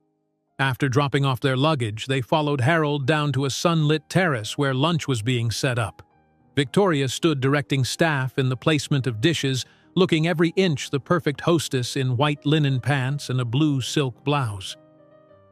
"Ah, they've arrived," she said, turning to greet them with air kisses that didn't require actual contact. "Welcome to our summer home. I hope your drive was pleasant?" "It was fine," Mia replied, matching Victoria's polite but distant tone. "Thank you for having us." "Of course," Victoria said with a smile that didn't quite reach her eyes. "Family is important to Harold, which makes it important to me." Lunch was a study in forced normalcy. Harold dominated the conversation, telling stories about the house, the surrounding area, his plans for them all to go sailing the next day if the weather held. The triplets contributed minimally, offering short responses when directly addressed but otherwise remaining quiet. William, sensing something was off but unsure what, tried to bridge the growing awkwardness with questions about their lives in Boston. "You're all so quiet today," Harold observed finally, setting down his wine glass. "Is everything all right?" "Just tired," Mia lied smoothly. "It's been an eventful week." "Of course," Harold nodded. "We have all weekend to talk. Why don't you three rest this afternoon? We can reconvene for dinner at 7. The triplets retreated to Mia's suite, gathering on the balcony where they could speak privately while watching the waves crash against the shore below. "I'm not sure I can wait until after dinner," Lily admitted, her hands fidgeting nervously in her lap. "Every time he acts like this caring father figure, knowing what he did to Mom, what he said about us." "Did you hear back from your audio expert friend?" Emma asked Mia. Mia nodded grimly. "Just got a text during lunch. He says the recording appears authentic. No signs of tampering or editing. The quality is what you'd expect from technology of that era." "So it's true," Lily whispered. "All of it." "We need to proceed carefully," Mia cautioned. "Remember, we're in his house, on his territory. Once we confront him, we don't know how he'll react." "You think he might throw us out?" Emma asked skeptically. "I think a man who's lied about something this fundamental for decades might have other secrets," Mia replied, "and people with secrets can be unpredictable when exposed." Meanwhile, in Harold's study on the other side of the house, a different conversation was taking place. Victoria stood by the window, arms crossed as she watched her husband pace the room. "Something's wrong," Harold said, running a hand through his hair. "They're different today. Distant. Perhaps they're having second thoughts about all this," Victoria suggested. "It's a lot to adjust to, suddenly being part of the Spencer family." Harold shook his head. "No, it's something else. They were warming up to me, to William. Now it's like they've taken 10 steps back." He stopped pacing. "Did you say something to them after your meeting with Emma?" Victoria's eyebrows rose. "Are you accusing me of sabotaging your relationship with your long-lost daughters?" "No, of course not," Harold backpedaled quickly. "I'm just trying to understand what changed between yesterday and today." A knock at the door interrupted them. William entered, his expression troubled. "Dad, can I talk to you? About the triplets?" "You've noticed it too?" Harold asked. William nodded. "Something's definitely up. When I went to check if they needed anything, I heard them talking on the balcony. They mentioned a recording, and your name. They got quiet as soon as they realized I was in the hallway." Harold's face paled slightly. "A recording? Did you hear anything else?" "Just that they're planning to talk to you about it tonight," William replied, his eyes narrowing at his father's reaction. "Dad, what's going on?" "What recording?" "I have no idea," Harold claimed, though his voice lacked conviction. "Perhaps it's a misunderstanding." Victoria studied her husband with a calculating gaze. "Harold, if there's something you need to tell us before dinner, now would be the time."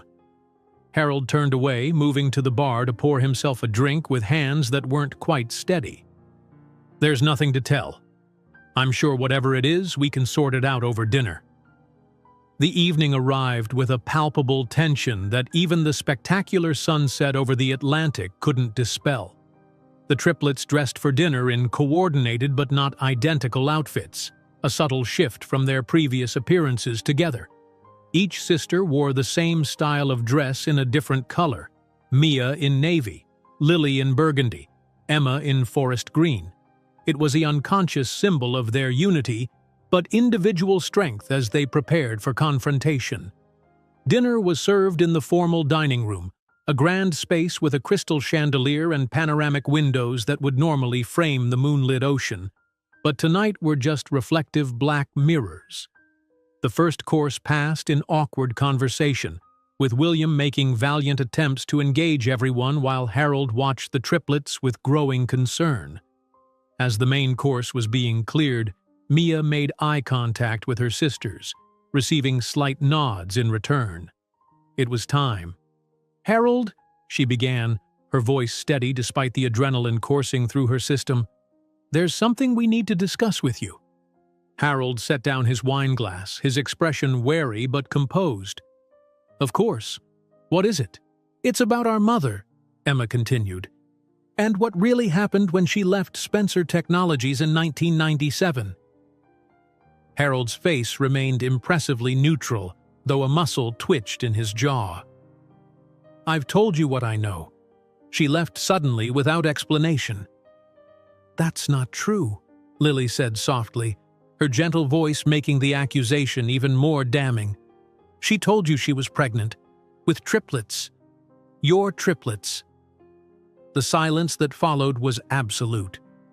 Victoria's eyes widened as she looked between the sisters and her husband.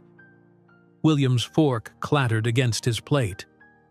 "I don't know what you're talking about," Harold said finally, but his voice lacked conviction. "We think you do," Mia replied, reaching into her purse and placing her phone on the table. "We have proof." Without further explanation, she pressed play. Eleanor's voice filled the dining room, young and vulnerable, followed by Harold's dismissive tone as he rejected her and their unborn children. The recording played in its entirety, each word damning in its clarity. When it ended, Harold sat frozen, his face ashen. Victoria's expression was unreadable, but her knuckles were white where she gripped her napkin. William looked shell-shocked, staring at his father as if seeing a stranger. "Where did you get that?" Harold asked hoarsely. "Does it matter?" Emma countered. "Is it authentic, Harold? Is that really how you responded when our mother told you she was pregnant with us?" Harold closed his eyes briefly, a man confronting a past he'd thought safely buried. When he opened them again, there was defeat in his gaze. "Yes," he admitted quietly. "That's what happened." "So you lied to us," Mia stated flatly. "You knew about us all along. You rejected us before we were even born, then pretended our mother kept us a secret from you." "It's not that simple," Harold began, but Emma cut him off. "It seems pretty simple from where we're sitting," she said, her lawyer's precision making each word a scalpel. "You chose your company, your engagement, your reputation over your own children, and when we showed up 25 years later, you saw an opportunity to rewrite history." "Dad," William interjected, his voice laced with disbelief. "Is this true? Did you know about them all this time?" Harold looked at his son, genuine pain in his expression. "I knew Eleanor was pregnant, yes, but I convinced myself it couldn't be mine, that she was lying to trap me, to derail the Chambers merger." "And after we were born?" Lily asked, the hurt child in her needing to understand. "Did you ever try to find out what happened to us? To her?" Harold's silence was answer enough. "I don't understand," Victoria said, speaking for the first time since the recording played. "If you knew about them, why act so surprised when they appeared at our wedding? Why the DNA test? Why all this?" She gestured around the table. "This family reunion charade?" Harold ran a hand over his face, suddenly looking older than his years. "Because when I saw them standing there, looking so much like Eleanor, I realized what I'd thrown away, what my ambition had cost me. The DNA test was... I suppose it was a desperate hope that they weren't mine after all, that I hadn't made such a terrible mistake all those years ago." "But we are yours," Mia said, her voice surprisingly gentle despite her anger. "And you rejected us. Twice. First when our mother told you she was pregnant, and again in your mind when you hoped the DNA test would be negative." "No," Harold protested, leaning forward urgently. "Not the second time. When the test confirmed you were my daughters, I was relieved. It gave me a chance to make things right, to be the father I should have been from the beginning." "Or to ease your conscience," Emma suggested coldly. "Perhaps both," Harold admitted with unexpected honesty. "Is that so hard to understand? People can change in 25 years. The man who rejected your mother was young, ambitious, terrified of losing everything he'd built. The man sitting before you now has achieved all those ambitions and discovered they mean nothing without family to share them with." William, who had been watching the exchange in stunned silence, finally spoke. "All these years, you let me believe I was your only child, that you were this moral, upstanding father who always did the right thing." "I wanted to be that man for you," Harold said, turning to his son. "And in many ways I was. Being your father changed me, William. It showed me what really matters." "Just not enough to find out what happened to your other children," William replied, the hurt evident in his voice. A heavy silence fell over the table, broken only by the distant sound of waves crashing against the shore. The truth was finally out, but its aftermath was still unfolding, reshaping relationships and shattering illusions with each passing moment. Victoria, ever practical, was the first to recover. "I think we could all use some air. Perhaps we should continue this conversation tomorrow when emotions aren't quite so raw." "No," Lily said with unexpected firmness. "We've waited 25 years for the truth. I think we deserve answers tonight." She turned to Harold, her gentle eyes now hard with resolve. "Why did you really want to find us now? Is it guilt? A midlife crisis? Or is there something else you're not telling us?" Harold Spencer, a man accustomed to controlling every aspect of his life, sat at the head of his dining table with his carefully constructed world crumbling around him. The recording of his younger self, cold, calculating, ambitious, had stripped away the veneer of the benevolent father he'd tried to become. Now, faced with Lily's direct question about his true motives, he seemed to age before their eyes, the weight of decades of deception finally settling on his shoulders. "I deserved that question," he said finally, his voice quiet but steady. "And you deserve an honest answer." He looked at each of the triplets in turn. "Yes, there is guilt. Overwhelming guilt that has grown exponentially since seeing your faces at the wedding. But there's something else too." He reached inside his jacket pocket and pulled out a folded piece of paper. 6 months ago, I was diagnosed with early-stage pancreatic cancer." Victoria gasped softly. William's head jerked up, shock and hurt flashing across his features. "Dad, what? Why didn't you tell me?" "I didn't tell anyone," Harold replied, placing a calming hand on his son's arm. "Not even Victoria. The prognosis is cautiously optimistic.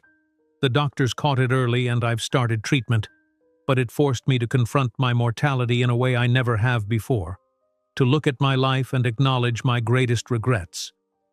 He unfolded the paper, revealing medical documentation that confirmed his diagnosis. "When you three appeared at the wedding, I saw it as a sign, a second chance I didn't deserve but desperately wanted.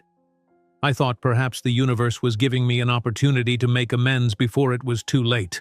"So we're your redemption story," Emma said, though there was less bite in her tone than before. "Your chance to die with a clean conscience?" "That's part of it," Harold admitted, not flinching from her bluntness. "But there's more. When I read Eleanor's letter, when I saw how she had raised you three without a word of bitterness toward me, despite what I'd done—" He paused, emotion threatening to overwhelm him. "I realized I wanted to know you, not for my conscience but for yourselves, because you're extraordinary women who happen to be my daughters. Victoria, who had been watching Harold with an unreadable expression, spoke up. "Why didn't you tell me about the diagnosis? About any of this?" "Pride," Harold answered simply. "The same pride that cost me 25 years with my daughters. I didn't want you to see me as weak, as mortal. And once the triplets appeared, I was afraid you'd think my interest in them was only because of the cancer, that I was frantically trying to create a legacy before time ran out." "Isn't that exactly what you're doing?" William asked, his voice tight with emotion. Harold turned to his son, his expression pained but honest. "Not in the way you think. I'm not looking to divide the company or the fortune. I'm looking to mend what's broken within our family and within myself. Legacy isn't just about money or business, William. It's about the people you've loved and how you've loved them." He looked at the triplets again, or failed to love them. Mia, who had been silent throughout this revelation, finally spoke. "Does the cancer change anything for us? Should it?" Leave it to Mia to cut to the heart of the matter.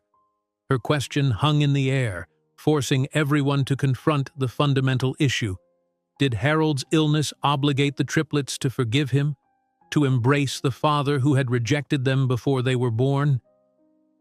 "No," Harold said firmly. "It shouldn't change your feelings or your decisions. I didn't tell you about the diagnosis to manipulate you into forgiveness. I told you because you asked for my true motives, and I've lied to you enough."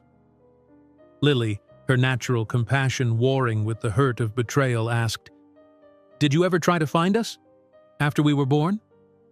Harold's hesitation told them the answer before he spoke. "No," he admitted. "I convinced myself it was better that way. That Eleanor would have moved on, found someone else to raise you with, that disrupting your lives would be selfish." "That's convenient reasoning," Emma pointed out. "It was cowardice," Harold corrected her. "Pure and simple. By the time William was born a few years later, I had mastered the art of compartmentalizing. The past was the past. I focused on being a good father to him, as if that could somehow balance the scales." William, who had been struggling to process these revelations, looked at his father with new eyes. "You've always told me that integrity is everything in business and in life, that your word is your bond. And it was the biggest hypocrisy of my life," Harold acknowledged, "preaching values to you that I had failed to live by myself. I'm sorry, son, not just for lying to you about your sisters, but for failing to be the man I pretended to be." William turned to the triplets. "I want you to know that I had no idea about any of this. If I had known I had sisters out there—" His voice trailed off, the weight of what might have been hanging heavy in the air. "We know," Mia assured him. "None of this is your fault, William." An uncomfortable silence fell over the table. Victoria, ever the pragmatist, broke it. "So where do we go from here? All of this has been illuminating, but the question remains. What happens next?" It was a good question. The truth was out, the lies exposed. But did that mean the end of their nascent family connections, or the painful beginning of something more authentic? Lily was the first to respond, her natural instinct toward healing pushing through her hurt. I think we need time to process all of this, but I don't want to just walk away and never look back." Emma looked surprised at her sister's words. "After everything we've learned, you still want a relationship with him?" "Not the same relationship we thought we were building," Lily clarified. "But yes, some kind of relationship. Mom kept us from hating him all these years by letting us believe he never knew about us. She must have had her reasons for that mercy. I think we owe it to her memory to at least consider forgiveness." Mia nodded slowly, her analytical mind having already reached a similar conclusion. Mom could have used that recording at any time. She could have demanded child support, exposed him publicly, ruined his reputation, but she didn't. She raised us to be strong, independent women who didn't need a father, but who might someday choose to know him. Emma, the most resistant to easy reconciliation, considered her sister's perspectives. "I'm not ready to forgive," she said finally, "but I am willing to listen, to try to understand how the man who rejected us became the man sitting at this table now." Harold, who had been bracing himself for their rejection, looked stunned at this tentative opening. "I don't deserve a second chance," he said, his voice rough with emotion, "but I would be grateful for one, on whatever terms you set." "I have terms," Emma said immediately, her legal mind already at work. "No more lies, no matter how painful the truth might be. Complete transparency about your health, your intentions, everything." "Agreed," Harold said without hesitation. "And no more pushing us into your world," Mia added. "No gala introductions, no trust funds, no society events unless we specifically ask for them. We build this relationship at our pace, not yours." "Absolutely," Harold agreed. "Anything else?" "Yes," Lily said softly. "Tell us about her, about Mom. Not just from the last few days you knew her, but what you remember about who she was back then, what you admired about her, what made you care for her before everything went wrong." Harold's expression softened at the request. Eleanor was remarkable. Brilliant, yes, but also quietly funny. She had this way of solving problems no one else could crack, but she never made anyone feel inferior for not seeing the solution themselves. She loved rainy days and black coffee and mystery novels. A small, sad smile touched his lips. She used to hum when she was really focused on a problem, always the same song, "Bridge Over Troubled Water." I don't think she even realized she was doing it. The triplets exchanged glances, a shared memory passing between them. "She still did that," Mia said quietly. "All our lives, when she was cooking or paying bills or helping us with homework, always that song." A moment of connection passed between them all, a thread linking past to present, the Eleanor who had loved the young Harold to the woman who had raised 3 remarkable daughters alone. "There's something else you should know," Lily said, reaching into her purse. She pulled out a small, worn photograph and handed it to Harold. "We found this among Mom's things after she died." Harold looked down at the image. Eleanor, much older than when he'd known her, seated in a hospital chair with an IV in her arm. Despite the obvious illness, she was smiling, holding up a newspaper with Harold's face on the cover, a recent article about Spencer Technologies' breakthrough in renewable energy. The date stamp on the photo showed it had been taken just weeks before her death. "She followed your career," Mia explained. "All these years. She kept a scrapbook of your accomplishments. She wanted us to know about you, even if she couldn't bring herself to reach out." "Or didn't think you deserved to know us," Emma added, though her tone lacked its earlier edge. Harold stared at the photograph, a tear slipping down his cheek unchecked. "I didn't deserve her forgiveness," he said finally, "or yours. But I'm going to spend whatever time I have left trying to earn it." Victoria, who had been observing this emotional exchange with surprising empathy, finally spoke up. "Perhaps we should continue this conversation in the morning. It's been an overwhelming evening for everyone."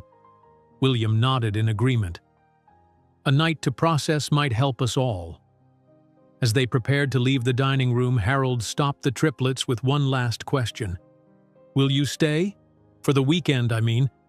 I understand if you want to leave, but I'd like the chance to answer any other questions you have. To start building something new, if you're willing." The sisters exchanged glances, their silent communication working as efficiently as always. It was Mia who answered for all of them. "We'll stay," she said. "Not because we've forgiven you, but because we've spent 25 years with half the story of where we came from. We'd like the complete picture now." That night, as the waves crashed against the shore outside their windows, 4 children of Harold Spencer wrestled with the revelations of the evening.